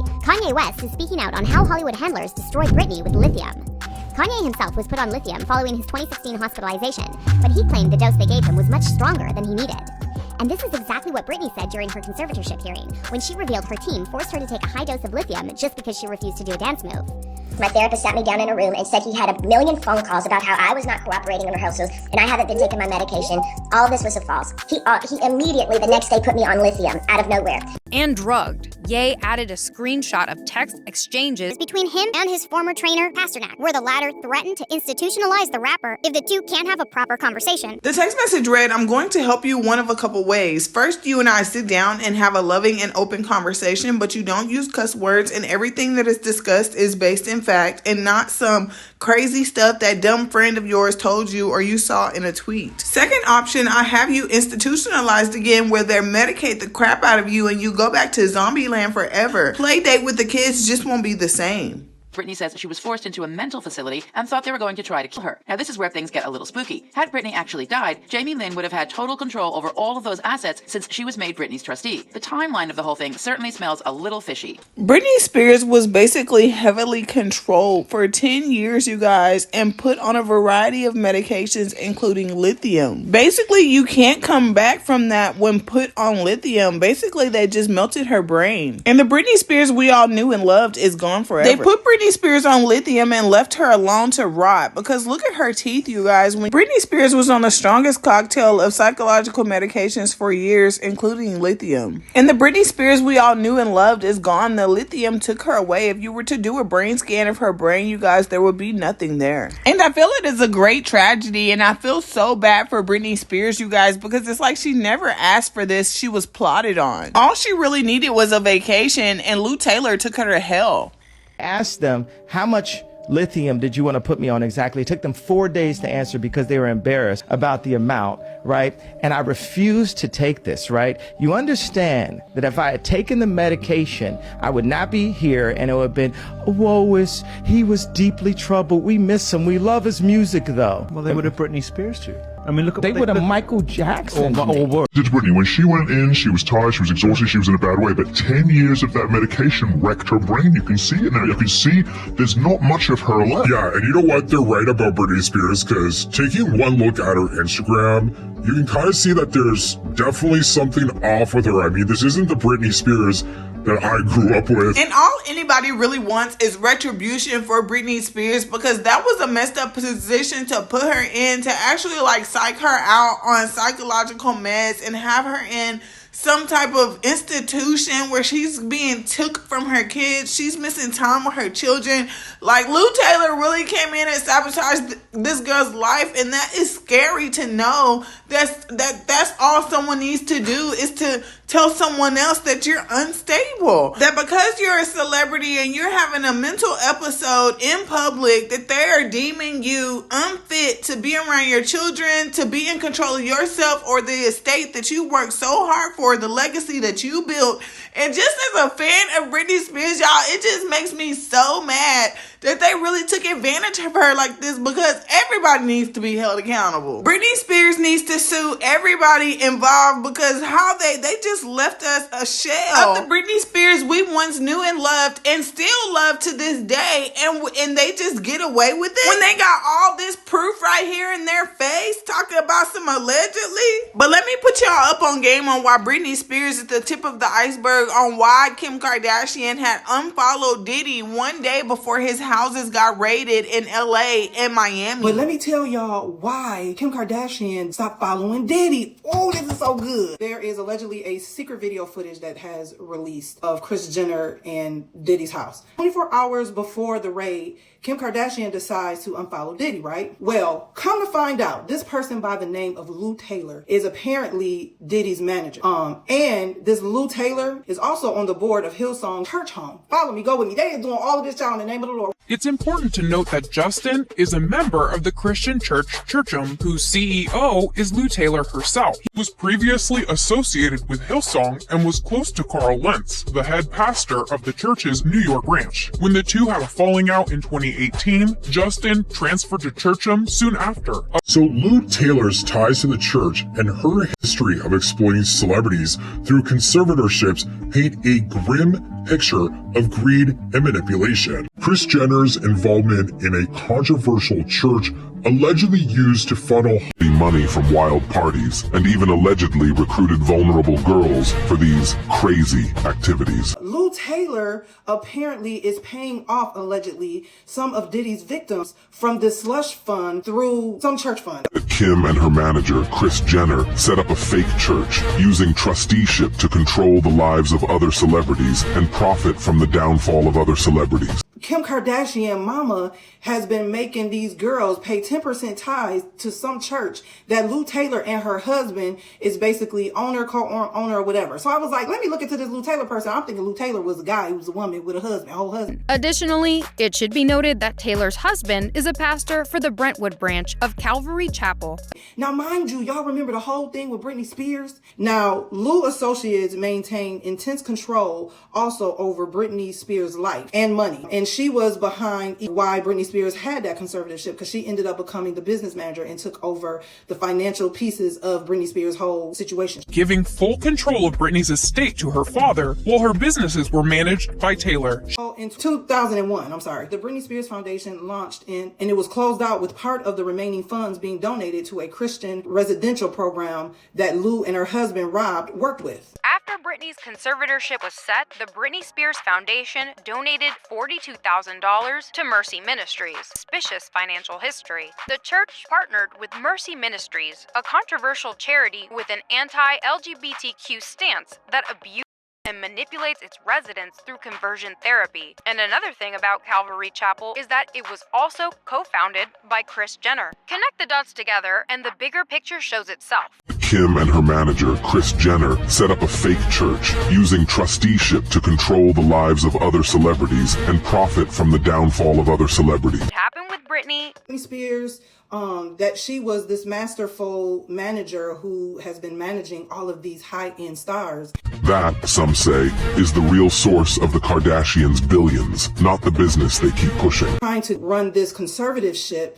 with these artists, which to me is demonic work from the enemy. So the Kardashians is linked to this lady because, mind you, there was no public connections until 2019 with the Kardashian family. So when Kim Kardashian had divorced Kanye West, you guys, fans fans and supporters were able to dig through the public records, and that's how fans found out that Lou Taylor is the person in control of Kim Kardashian's trust. Then all of a sudden, they was named in filings in the KKW Beauty fragrance for Kim Kardashian. And Page 6 had uncovered documents that stated that Lou Taylor was the service of process, which basically means that she's the person to receive legal documents on the person's LLC, and that this has still been happening up until today, you guys. She got the whole family, y'all. She got Kendall Jenner. She has the Kardashian Jenner Family Foundation Incorporated. She has Kim Kardashian's KKW fragrance, Kim's A Princess, and Kylie Jenner's cosmetics giant King Kylie, and Travis Scott's Cactus Jack. And then 2 weeks after Britney Spears' bombshell court testimony, you guys, Kylie and Kim's companies filed new statements of information to change their service of processor from Lou Taylor to someone else, y'all. And don't that give guilty? Ain't it giving guilty? But fans don't believe that Kim did that because she stabbed Britney Spears in the back, because it's still showing on court documents that Lou Taylor is still in control of Kim's trust fund. Diddy and Lou Taylor are both connected to the Live Nation crew. They seem to be the most prolific corporation in the music industry that protects abusers. Diddy and Lou Taylor are both tied to a Christian doctrine that champions the prosperity gospel and fetishizes proximity to celebrities, the example being church. And Kris Jenner also has her own church called the California Community Church. She established it in 2009. It's registered as a nonprofit organization, and every member is required to pay $1,000 a month and 10% of their yearly income. Well, it sounds like she's doing good for the community, huh? Well, you just fell for another one of the Kardashians' tricks, y'all. Well, you see, because the church is a nonprofit, they're not really required to disclose where their money goes, so we just will never know where the money is going. Now, in February 2024, this TriStar lady, she helped Kim secure $70.4 million mansion. But Kris Jenner's daughters could be using the church as a front to keep from paying taxes, and that's what fans think they're doing anyway. Last year, fans were shocked to learn that despite Kim being a billionaire, she took out a $70 million on her Malibu property, y'all, and we're talking $48 million. Borrowing a large sum of money, even when you are a Kardashian, isn't that easy. You would need someone who is real good with words in order to make it work, and they knew just exactly who to look for, which was Lou Taylor. And speaking of Lou Taylor, you guys, Kim Kardashian might have even used her to steal $600 million from Britney Spears' estate, you guys, and Britney Spears fans and supporters concluded that Britney's younger sister transferred a cool $600 million from Britney's account to Lou Taylor's Stonebridge account, you guys, and if they stopped there, it would have been suspicious, so they moved the money over to an account in the same name of Stonebridge in Panama. And coincidentally, if you want to call it that, Kim Kardashian's net worth grew by the same amount in 2022.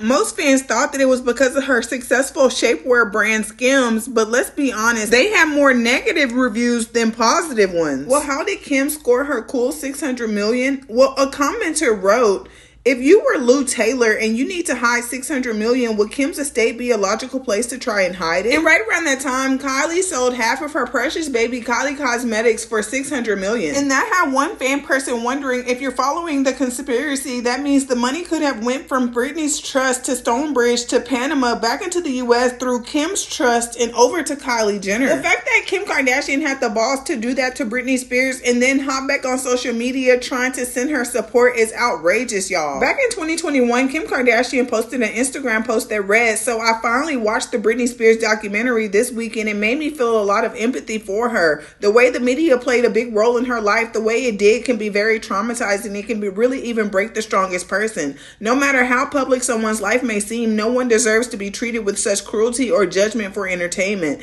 You just never know what someone is going through behind the scenes, and I've learned through my own experiences that it's always better to lead with kindness. Even if Kim didn't steal the money from Britney, the fact that she was doing business with Lou is still messed up. At the end of the day, the Kardashians are $132 million in combined debt, you guys. And so that's why fans and supporters feel like that there are some skeletons in Kim Kardashian's closet that needs to be looked at. And given how serious the allegations are, you guys, everyone who aligned themselves with Diddy are gonna come down, especially when the fans and supporters found out they had anything to do with it. And then Kim Kardashian unfollowing Diddy, you guys, one day before his house house got raided is suspicious, and people would be like, oh, it's just a coincidence, but ain't nothing a coincidence when messing around with Kardashians, y'all, because they are calculated. Kim Kardashian had months and years to unfollow Diddy, but did it one day before he got raided. Lou Taylor's camp has repeatedly denied involvement in these attempts of putting celebrities under conservatorship, but these stories of manipulation, corruption, and greed are saying otherwise. Why are you saying all of this? Because all of it is connected. Y'all want to know why celebrities is quiet and on shush shush and hush hush? Why we ain't heard nothing from you, Sister Kimmy? Why you ain't flaunting your tail on the internet? You too, Sister Kylie, y'all not flaunting and prancing around on the internet with your bodies and looking cute with your surgeries, are ya? Because when they trace that money, hear me, when the people up in the upper echelon, the big wigs, when they trace that coin, it was laundering through the churches. Why am I hearing that the bishop was at the party? Why are y'all on the same boards? I don't know why the Lord wanted me to know this and put this out there. When they followed this money, y'all, that Sister Kim, baby, that mama, the mama too, the tape, the money, the bribery. Woo, child. Kim Kardashian mama has been making these girls pay 10% tithes to some church that Lou Taylor and her husband is basically owner, co-owner, or whatever. It turns out that Lou Taylor was once an investment advisor at Stonebridge Wealth Management and was even listed as the vice president at one point. And taking a look at Stonebridge's financial record, it shows that their assets under management went up and then down by $600 million right around the time Jamie Lynn filed for her petition. So, was the petition Jamie Lynn tried to file all a ploy to move Britney's money into Lou Taylor's old investment firm? So if any of Britney's money really did move from the trust and into Stonebridge, it would have been done without the approval of the court. All of this could put Jamie Lynn Spears in serious trouble as she withdrew her petition and even said she was going to resign as Britney's trustee. Despite Jamie Lynn trying to move Britney's money, she never actually took any of the steps to become trustee and couldn't actually become trustee until she performed the minimal necessary task. Therefore, Jamie Lynn was trying to move Britney's money into Stonebridge without having any real authority to do so. In a now deleted episode of the Call Her Daddy podcast, Jamie Lynn talks about having nothing to do with the conservatorship and says that she didn't sign anything for her sister, even though Britney asked her to do so, stating, "My sister asked me to oversee a trust if something were to happen to her." Jamie Lynn claims that she never signed or agreed to anything because she felt uncomfortable getting involved with it, saying it was still under the umbrella of the conservatorship, and she wanted no part in it. But Britney's fans quickly called her out on this and accused her of lying. A bunch of them have come forward to highlight something that happened during Britney's conservatorship that seems especially shady. According to fans, Britney's attorney Matthew Rosengart, the former federal prosecutor that helped her terminate her long-standing conservatorship, has recently called out American entrepreneur and Britney's former business manager Lou Taylor and the Kardashians for working with her. Now, we all know the Kardashians are no strangers to getting called out or canceled, and sometimes it all ends up not being that serious, but these theories are nothing short of compelling, and they really make you take a look at the Kardashians and wonder, what if? I don't know, y'all. All this information is alleged. It's just compiled information I found off the internet, but I don't know. I don't put nothing past Kim Kardashian after Kris Jenner, Ray J, and all of them had facilitated that tape that made them famous in the first place, and the fact that she used to be Brandy's closet assistant is what's crazy to me, girl, because you didn't stole all that money from Brandy, and the fact that you waited years to do it, I just know that you're a calculated person, and I just felt like if you had the opportunity to use Lou Taylor to take $600 million and to hide the money from Britney Spears' estate in that trust fund, girl, you would do that too. Because y'all, we can't keep getting distracted by the glitz and glamour of their life. We have to follow the money. So let's follow the money. How much did it cost to start Kylie Cosmetics? The first 15,000 lip kits were produced by C Beauty and funded by Jenner at a cost of $250,000 from her modeling earnings. The company was renamed Kylie Cosmetics in February of 2016, and production was increased to 500,000 kits. By the end of 2016, the company's total revenue was over $300 million. So then I Googled, when did Kylie Jenner's Kylie Cosmetics business finally reach $1 billion? So then in 2019, you reported that she was a billionaire. I started working in podcast, and then Cody acquired 51% of Kylie Cosmetics for $600 million in cash, and that deal valued the company at $1.2 billion. And USA Today says that Kylie Jenner sold a $600 million stake in her cosmetic company to Cody Incorporated, a beauty company that owns CoverGirl, Tiffany & Co., and Balenciaga. When did Kylie Jenner sell her stake of Kylie Cosmetics Cosmetics for $600 million.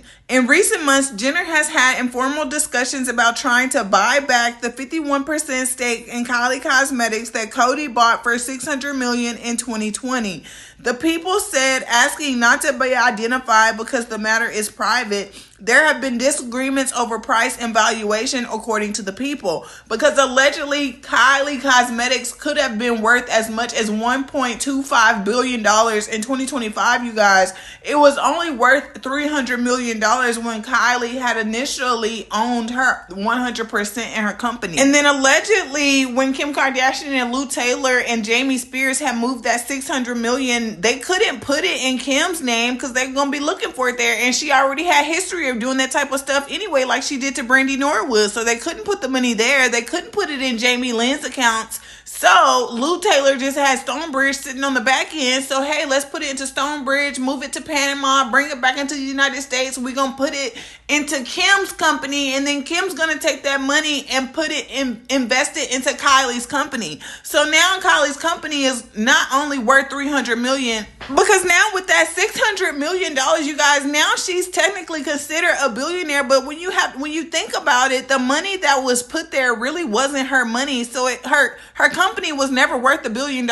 She just needed it to state that so that she could sell it for $600 million so that they can get the money and do what they needed to do and take care of their $132 million of debt that they had combined as a family. And really, it's like almost at this point, the money wasn't even worth it, because now y'all are even in a bigger mess than y'all were previously before y'all took the money, because now y'all are facing possible criminal charges, allegedly. And now Balenciaga owns 51% of your company that you started with your modeling earnings. And I really feel like I'm on to something, because it possibly wasn't even your modeling earnings. It was possibly that $250,000 that Kim Kardashian had got caught with in the airport after she was caught out with that billionaire who had scammed that money from that other entity. And Kim Kardashian got caught in the airport with $250,000 in cash. And I want to say that that's the money that she gave Kylie to start her business. So when Kim Kardashian had came back to you and she was like, sis, I was the one who helped you start that business, so we finna move some money into the stock of your business, and you're gonna have to sell some stock in your business in order for us to get this money, and you owe me that because I started this company. And Kylie had to do that. She had to help her sister embezzle the money through her account, because she was right. Hey, you helped me start this company, so that's the least I could do to give back to the family, to show y'all that I'm here to support y'all. But she took her clean money and she mixed it all up in Kim Kardashian's dirty money. So that's why now she's trying to buy her business back from the same people, Balenciaga, who bought it in the first place. Kylie Jenner has explored taking back ownership of the cosmetics line she sold to Kody Incorporated 3 years ago. According to people familiar with the matter, a sign of how the relationship between one of the world's largest beauty companies and one of entertainment's most famous families has become strained. In recent months, Jenner has had informal discussions about trying to buy back the 51% stake in Kylie Cosmetics that Kody bought for $600 million in 2020. The People said, asking not to be identified because the matter is private and there have been disagreements over price and valuations, according to the People. Kylie Jenner's half-sister Kim Kardashian is also in talks to buy back the 20% stake in her skincare line, Skin by Kim, that Kody agreed to buy for $200 million the same year. Both women have expressed frustration with how Kody has managed their brands. Two people familiar with their thinking said, though it's not clear exactly which aspects of the company's oversight they oppose, a spokesman for Kody declined to comment. Representatives for Kylie Jenner and Kim Kardashian didn't respond to requests for comment. The news that Kardashian is trying to buy back her minority stake was first reported by the Wall Street Journal in July. In a presentation to investors in July, Kody said makeup sales at Kylie Cosmetics grew by double-digit percentage in the prior quarter, boosted by a larger presence in Macy's Incorporated stores, entry into the Dubai market, and the release of new Kylash mascara. The company doesn't share revenue figures for specific brands. And the Kardashian-Jenner family, which became a household name through reality TV and social media, has been linked to Kody since 2019, when the company's then chief executive officer, Pierre, opened deal talks. At the time, DayOne, Cody outlined a plan to take the Kylie Cosmetics brand global while allowing Kylie Jenner to retain some creative control. Either way, you guys, the FBI should probably investigate this because it would be very embarrassing for a bunch of stans on Twitter and social media to crack one of the biggest scandals in Hollywood before them.